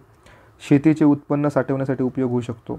गुराढोरांना निवारा मिळवण्यासाठी, त्यानंतर जमीनधारकांच्या कुटुंबातील व्यक्तींच्या आणि सेवकांच्या आणि कुळांच्या निवासासाठी. तर हे तुम्हाला खाटेकर सरांच्या पुस्तकामध्ये भेटून जाईल. त्याचं उत्तर असायला पाहिजे वरीलपैकी सर्व बरोबर. परत तोच कायदा विचारलेला आहे. डॅशनुसार विकास आराखड्यात समाविष्ट असलेल्या क्षेत्रात असलेल्या जमिनीचा वापर बदलण्यासाठी कोणत्याही परवानगीची आवश्यकता नाही. असं कोणतं कलम आहे की ज्याच्यामध्ये जमिनीचा वापर बदलण्यासाठी तुम्हाला परवानगीची आवश्यकता नसते. 42A, 42B, 42C आणि 42D. तर बघा, याच्यामध्ये तुम्हाला डिटेल माहिती असणं गरजेचं आहे. डिटेल माहिती नसेल तर हा प्रश्न तुम्ही सॉल्व नाही करू शकत. त्याच्यामध्ये 42A हे असायला पाहिजे. तुम्ही NA44 ऐकलं असेल बघा, NA44. तर NA44 म्हणजे काय की जमीन एका प्रयोजनातून दुसऱ्या प्रयोजनात रूपांतर करण्याची पद्धत म्हणजेच आपण म्हणतो 44 कलम. तर हा 42 आल्यामुळे आपण इथे 44 पण तुम्हाला सांगण्याचा प्रयत्न केला की 44 महत्त्वाचा आहे, कारण की जमिनीचा वापर समजा कृषीसाठी करत असेल तर तो कृषीसाठी न करता नॉन ॲग्रिकल्चर एरिया म्हणून जर त्याचा वापर करायचा असेल तर ती जी काही पद्धत वापरली जाते त्याचा उल्लेख करण्यात आलेला आहे कलम 44मध्ये. NA44 पण काही जण त्याला म्हणतात. तर याच्यातला जो 42A आहे, तर 42Aच्या ज्या जमिनी असतात तर त्यांचा वापर करण्यासाठी किंवा बदलण्यासाठी कोणत्याही परवानगीची गरज नसते, परमिशनची गरज नसते. त्यामुळे 42A हा तुम्ही लक्षात ठेवा. पुढे तोच कायदा विचारलेला आहे 1966 MLRC. डॅश म्हणजेच जमिनीच्या नोंदीमध्ये एक सूचक क्रमांक जेथे जमिनीचा एक भाग, त्याचे क्षेत्रफळ आणि त्याचे मूल्यांकन हे स्वतंत्रपणे प्रविष्ट केले जाते. तर त्याला काय म्हणतात, सज्जा क्रमांक, भाडे करार क्रमांक, सर्वेक्षण क्रमांक की वर्ग क्रमांक. आता जर तुम्ही तलाठी साहेबांकडे जर गेलेला असाल 7/12 काढण्यासाठी किंवा इतर काही कागदपत्र घेण्यासाठी, तर तुम्हाला कळून जाईल की याचं उत्तर काय असायला पाहिजे, सर्वेक्षण क्रमांक. तर सर्वेक्षण क्रमांकामध्ये तो जे काही गट क्रमांक असतं, क्षेत्रफळ असतं, मूल्यांकन असतं, या सगळ्यांची माहिती त्याच्यामध्ये नोंद झालेली असते. तर ते असतं आपलं सर्वेक्षण क्रमांक. ठीक आहे, हा बेसिक भाग आहे. त्यानंतर महाराष्ट्र जमीन महसूल कायदाच्या कलम 255 नुसार कोणत्याही महसूल अधिकाऱ्यांसमोर दाखल केलेले कोणतेही अपील ते दाखल च्या तारखेपासून डॅश डॅशच्या आत निकाली काढले जावे. आता बघा 255 कलम विचारलेला आहे आणि त्यातल्या त्यात किती दिवसामध्ये किती वर्षामध्ये तो निकाली काढण्यात यावे याबद्दलची माहिती आपल्याला आपण वाचलेली असते. ठीक आहे, त्यातला जर 255 जर बघितला तर 255 मध्ये उल्लेख करण्यात आलेला आहे पॉवर ऑफ ॲपिलेट ट्रिब्युनल याचा उल्लेख त्याच्यामध्ये करण्यात आलेला आहे. हे प्रकरण फार महत्त्वाचं आहे, याचा उल्लेख आपल्या सिलेबसमध्ये करण्यात आलेला आहे. अपील, रिव्हिजन आणि रिव्ह्यू हे प्रकरणाचं नाव आहे. त्यामुळे हे प्रकरण महत्त्वाचं आहे. हे 246 पासून पुढे सुरू होतं. म्हणजे अभ्यास करताना तुम्हाला MLRCमध्ये 246चे पुढचे कलम चांगल्या पद्धतीने करून ठेवायचे आणि ह्यावर्षी 2023ला 255वर प्रश्न विचारला गेलेला आहे. तर ऑप्शन बघा 6 महिने, 1 वर्ष, 90 दिवस आणि 2 वर्ष. आता हे जमिनीच्या संबंधात कामं आहेत आणि महसुलाच्या संबंधात कामं याला जास्त वेळ लागत असतो. तर हे जर बघितलं आपण या 255 त्याचा उल्लेख करण्यात आलेला आहे 1 वर्ष. ठीक आहे, तर कलम पाठ असेल, माहिती असेल तरच उत्तर देऊ शकतात, नाहीतर तुम्ही हा प्रश्न स्किप करू शकतात, कारण की अशा प्रश्नामध्ये चुकण्याची शक्यता जास्त असते. पुढचा जो आहे आपला कौटुंबिक हिंसाचार कायदा आहे, डोमेस्टिक व्हायलन्स. कौटुंबिक हिंसाचारपासून महिलांचे संरक्षण अधिनियम 2005 अंतर्गत छळ या कसा असू शकतो, म्हणजे त्याच्यामध्ये परत आपल्याला व्याख्या विचारलेली आहे. अब्यूजमध्ये कशाचा समावेश होतो? शारीरिक, लैंगिक, मानसिक, शारीरिक, आर्थिक बघा इथं आर्थिक असल्यामुळे इथे एलिमिनेट होऊन जाईल.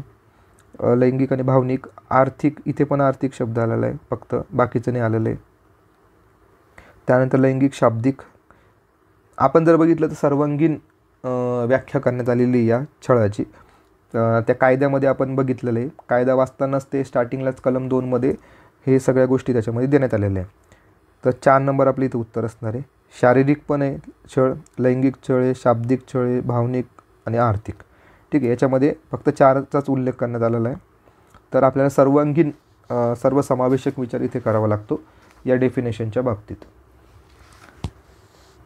त्यानंतर आहे सार्वजनिक सेवक, त्यालाच आपण पब्लिक सर्वंट हा उल्लेख कोणत्या कलमामध्ये, हा पण व्याख्यावरचा प्रश्न आहे. डेफिनेशन तर भ्रष्टाचार प्रतिबंधक कायदा जो आहे त्याच्यामध्ये सार्वजनिक सेवकचा उल्लेख कोणत्या कलमामध्ये करण्यात आलेला आहे, तर हे आपल्याला पाठच करावं लागतं.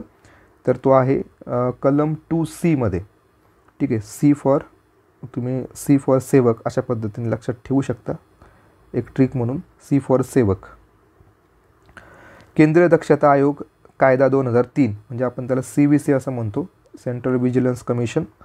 त्याच्या कलम 4(1) नुसार केंद्रीय दक्षता आयुक्त आणि इतर दक्षता आयुक्तांची नियुक्ती राष्ट्रपतींद्वारे डॅश डॅश अध्यक्ष असलेल्या समितीच्या शिफारशीवरून केली जाते. ठीक आहे, कलम 4 तुम्ही थोड्या वेळासाठी विसरून जा. तुम्हाला फक्त एवढं माहिती पाहिजे की CVCची नेमणूक करताना जे काही निवड समिती असते, या निवड समितीचे अध्यक्ष कोण असतात? निवड समितीचे अध्यक्ष कोण असतात? बघा, भारताचे सरन्यायाधीश असणार आहे का? नसणारे. कायदा मंत्री असणार आहे का? नसणारे. गृहमंत्री वाचलेले का? पण नाही. तर काय असणार आहेत? पंतप्रधान असणार आहेत, PM असणार आहेत. ठीक आहे, तर सिंपल प्रश्न होता. प्रशासकीय न्यायाधिकरण हे राज्यघटनेच्या पुढील अनुच्छेदाप्रमाणे स्थापन होतील. बघा, तुम्ही प्री करताना सगळे भाग केलेले असतात राज्यघटनेचे. तर भाग 14A तुम्ही केलेला असतो. भाग 14A मध्ये तुम्हाला माहिती आहे 2च कलम येतात, 323A आणि 323B. त्याच्यामध्ये प्रशासकीय न्यायाधिकरणाचा उल्लेख आहे, याच्यामध्ये इतर न्यायाधिकरणाचा उल्लेख आहे. आपल्याला काय विचारलेलं आहे? प्रशासकीय न्यायाधिकरण कशामध्ये येणार आहे? 323A मध्ये येणार आहे. ठीक आहे, म्हणजे हा फक्त बेसिक क्वेश्चन आहे, जो की तुम्ही कंबाईनमध्ये पण करतात, राज्यसेवा प्रीमध्ये पण करत असतात, की सगळे भाग आपण पाठ करतो. भाग 22 पाठ ज्याचे असतील त्यांना हा प्रश्न एकदम इझी जाणार आहे. त्यानंतर परत एकदा MLRCवर प्रश्न आला. 1966च्या संदर्भात खालीलपैकी कोणती विधानं बरोबर आहेत? भोगवटादाराचे अधिकार हे सशर्त असतात, म्हणजे त्यांना काही अटी वगैरे घातलेल्या असतात, तर बरोबर आहे, त्यांना अटी असतातच भोगवटादारांच्या अधिकारांमध्ये. गावातील साईटमधील जमिनींवर काही प्रकरणांमध्ये जमीन महसूल आकारला जाणार नाही. काही अशा गोष्टी असू शकतात की ज्याच्यामध्ये आकारला जाऊ शकणार नाही. काही गोष्टींना माफ पण असतो महसूल, तर ते बरोबर आहे. या कायद्याच्या कलम 131 अन्वये दिलेली सनद 5 वर्षाच्या जमीन धारणेनंतर शासन जप्त करेल. तर बघा, हा जो 131 कलम आहे त्याच्यामध्ये वेगळाच उल्लेख करण्यात आलेला आहे. त्याच्यामध्ये असा उल्लेख आहे की जर सनदेची प्रत तुमची जर हरवलेली असेल किंवा नष्ट झालेली असेल तर त्याची दुसरी प्रत मिळवण्यासाठीचा हा कलम आहे. ठीक आहे, म्हणजे याच्यामध्ये उल्लेख काय आहे, सनदेची दुसरी प्रत जर तुमच्याकडून चुकून हरवली असेल, नष्ट झाली असेल जमिनीच्या बाबतीत ती सनद, तर ती मिळवण्यासाठी 131 मध्ये त्याच्यामध्ये सांगण्यात आलेलं आहे. आणि इथं म्हणतायत की 5 वर्षे वगैरे असं काही उल्लेख करण्यात आलेला नाही आहे. त्यामुळे सी नंबरचे विधान जे इथे एलिमिनेट तुम्हाला करावं लागतं. तर इथे सी आहे, इथं सी आहे, म्हणजे तुमचं 3 नंबरचं उत्तर इथं असलं पाहिजे. म्हणजे भोगवटादारांचे जे अधिकार आहे त्याला कुठलाही नियम नाही असं नाही आहे, त्याच्यामध्ये निर्बंध आहेत, म्हणजे सशर्त आहेत ते. त्याच्यामुळे पहिलं विधान हे बरोबर आहे, दुसरं विधान हे बरोबर आहे.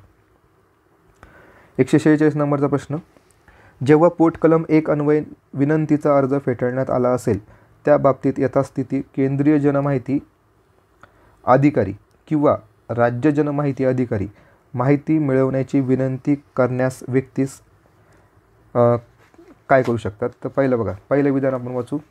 असा विनंतीचा अर्ज फेटाळण्याची कारणं ते देऊ शकतात. जर कधी ते फेटाळलेलं असेल तर अर्ज फेटाळल्याच्या नंतर काय प्रोसेस असते. एक तर ते कारणं सांगणार की आम्ही का अर्ज तुमचा फेटाळला, बरोबर आहे. ज्या कालावधीत असा विनंतीचा अर्ज फेटाळल्याच्या विरोधात अपील करता येईल तो कालावधी ते सांगतील की बाबा 90 दिवसामध्ये तुम्ही अपील करू शकता किंवा 60 दिवसामध्ये अपील करू शकता, तो कालावधी ते सांगतील, म्हणजे हे पण बरोबर आहे.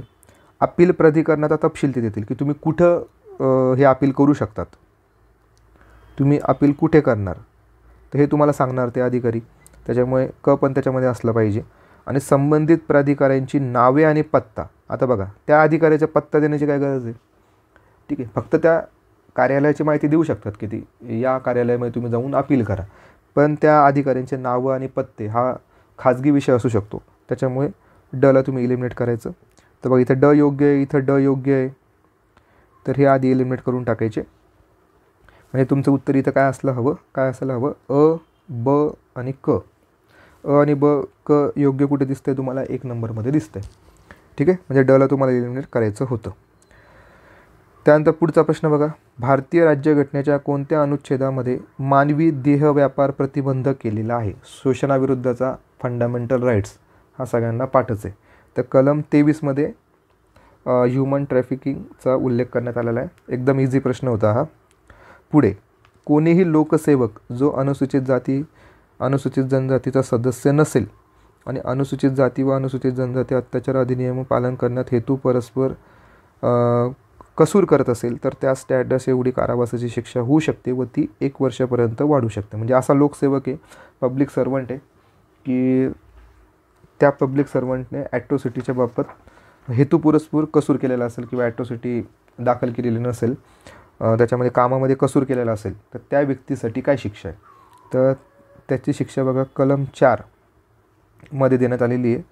त्याचा उल्लेख असा आहे की कर्तव्यात हायगाई करणे जे लोकसेवकांबाबत आहे त्याला शिक्षा दिलेली आहे 6 महिने किमान ते 1 वर्षाचा कारावास. 1 वर्षाचा कारावास असा उल्लेख करण्यात आलेला आहे. यामध्ये जर बघितलं तर आपल्याला किमान विचारलेलं आहे, एवढी कारावासाची शिक्षा होऊ शकते व ती 1 वर्षापर्यंत वाढू शकते. म्हणजे 6 महिने हे आपले इथे उत्तर असायला पाहिजे. 6 महिने ते 1 वर्ष. भारतात जनहित याचिका शब्द महत्त्वाचा. जनहित याचिका ही सर्वोच्च न्यायालयाच्या न्यायिक सक्रियतेच्या भूमिकेचे फलित आहे. 1980च्या दशकाच्या सुरुवातीला सादर करण्यात आली. डॅश हे जनहित याचिकेच्या संकल्पनेचे प्रणेते. बघा किती वेळा प्रश्न हा रिपीट झालेला आहे आणि आपण प्रीमध्ये पण हे वाचत असतो की जनहित याचिकेचे प्रणेते कोण आहेत. तर तुम्हाला माहीत असेल PN भगवती आणि VR कृष्ण अय्यर हे त्याचे काय असणार आहेत, जनक असणार आहेत, प्रणेते असणार आहेत. 3 नंबर याचं उत्तर असणार आहे. ठीक आहे, बाकीचे ऑप्शन पण तुम्हाला बघायची गरज काही पडत नाही. आजच्या व्हिडिओचा शेवटचा प्रश्न आपण बघतोय. कायद्याचे राज्य रूल ऑफ लॉ या तत्वाचे जनक डॅश यांना मानले जाते. न्यायमूर्ती PN भगवती तर नसणार आहेत, आपल्याला माहिती आहे ते न्यायिक जनहित याचिकाचे आहेत. नंतर सर एडवर्ड कोक हे याचं उत्तर असणार आहे, योग्य उत्तर. आणि न्यायमूर्ती होम्स आणि सर रिचार्ड. ठीक आहे, आता हे तुम्हाला पाठच पाहिजे, यामध्ये काही लॉजिक वगैरे काही नाही आहे. तर बघा मित्रांनो, अशा पद्धतीने आपण हे 50 प्रश्न बघितलेत. यामध्ये 5 ते 6 प्रश्न हे आपण पंचायत राजचे बघितले 121 पासूनचे पुढचे प्रश्न हे सगळे कायद्यांवरचे प्रश्न होते. त्यामध्ये काही कायद्यांवरचे जास्त करून जे प्रश्न होते ते व्याख्या म्हणजे डेफिनेशनवर त्यांचा भर होता आणि कोणकोणते अपराध केल्याच्यानंतर काय शिक्षा असते याबद्दलचे प्रश्न मॅक्झिमम आपल्याला बघायला मिळालेत. लोकपाल बघितला आपण, लोकपालवरचे प्रश्न बघितले. काही 2-3 प्रश्न हे आउट ऑफ सिलेबसही होते, पण ते तुम्ही लॉजिकली सॉल्व करू शकत होते, त्यामुळे त्याच्यात काही घाबरण्याची काही गोष्ट नव्हती. तर बघा मित्रांनो, अशाच पद्धतीने 2024चा सुद्धा पेपर असणार आहे. तर जर तुम्हाला GS4ची बॅच घ्यायची असेल, 2024ची तयारी करत असाल तर नक्की तुम्ही ती बॅच माझी जॉईन करू शकतात. 499मध्ये तिथे उपलब्ध करून दिलेली आहे.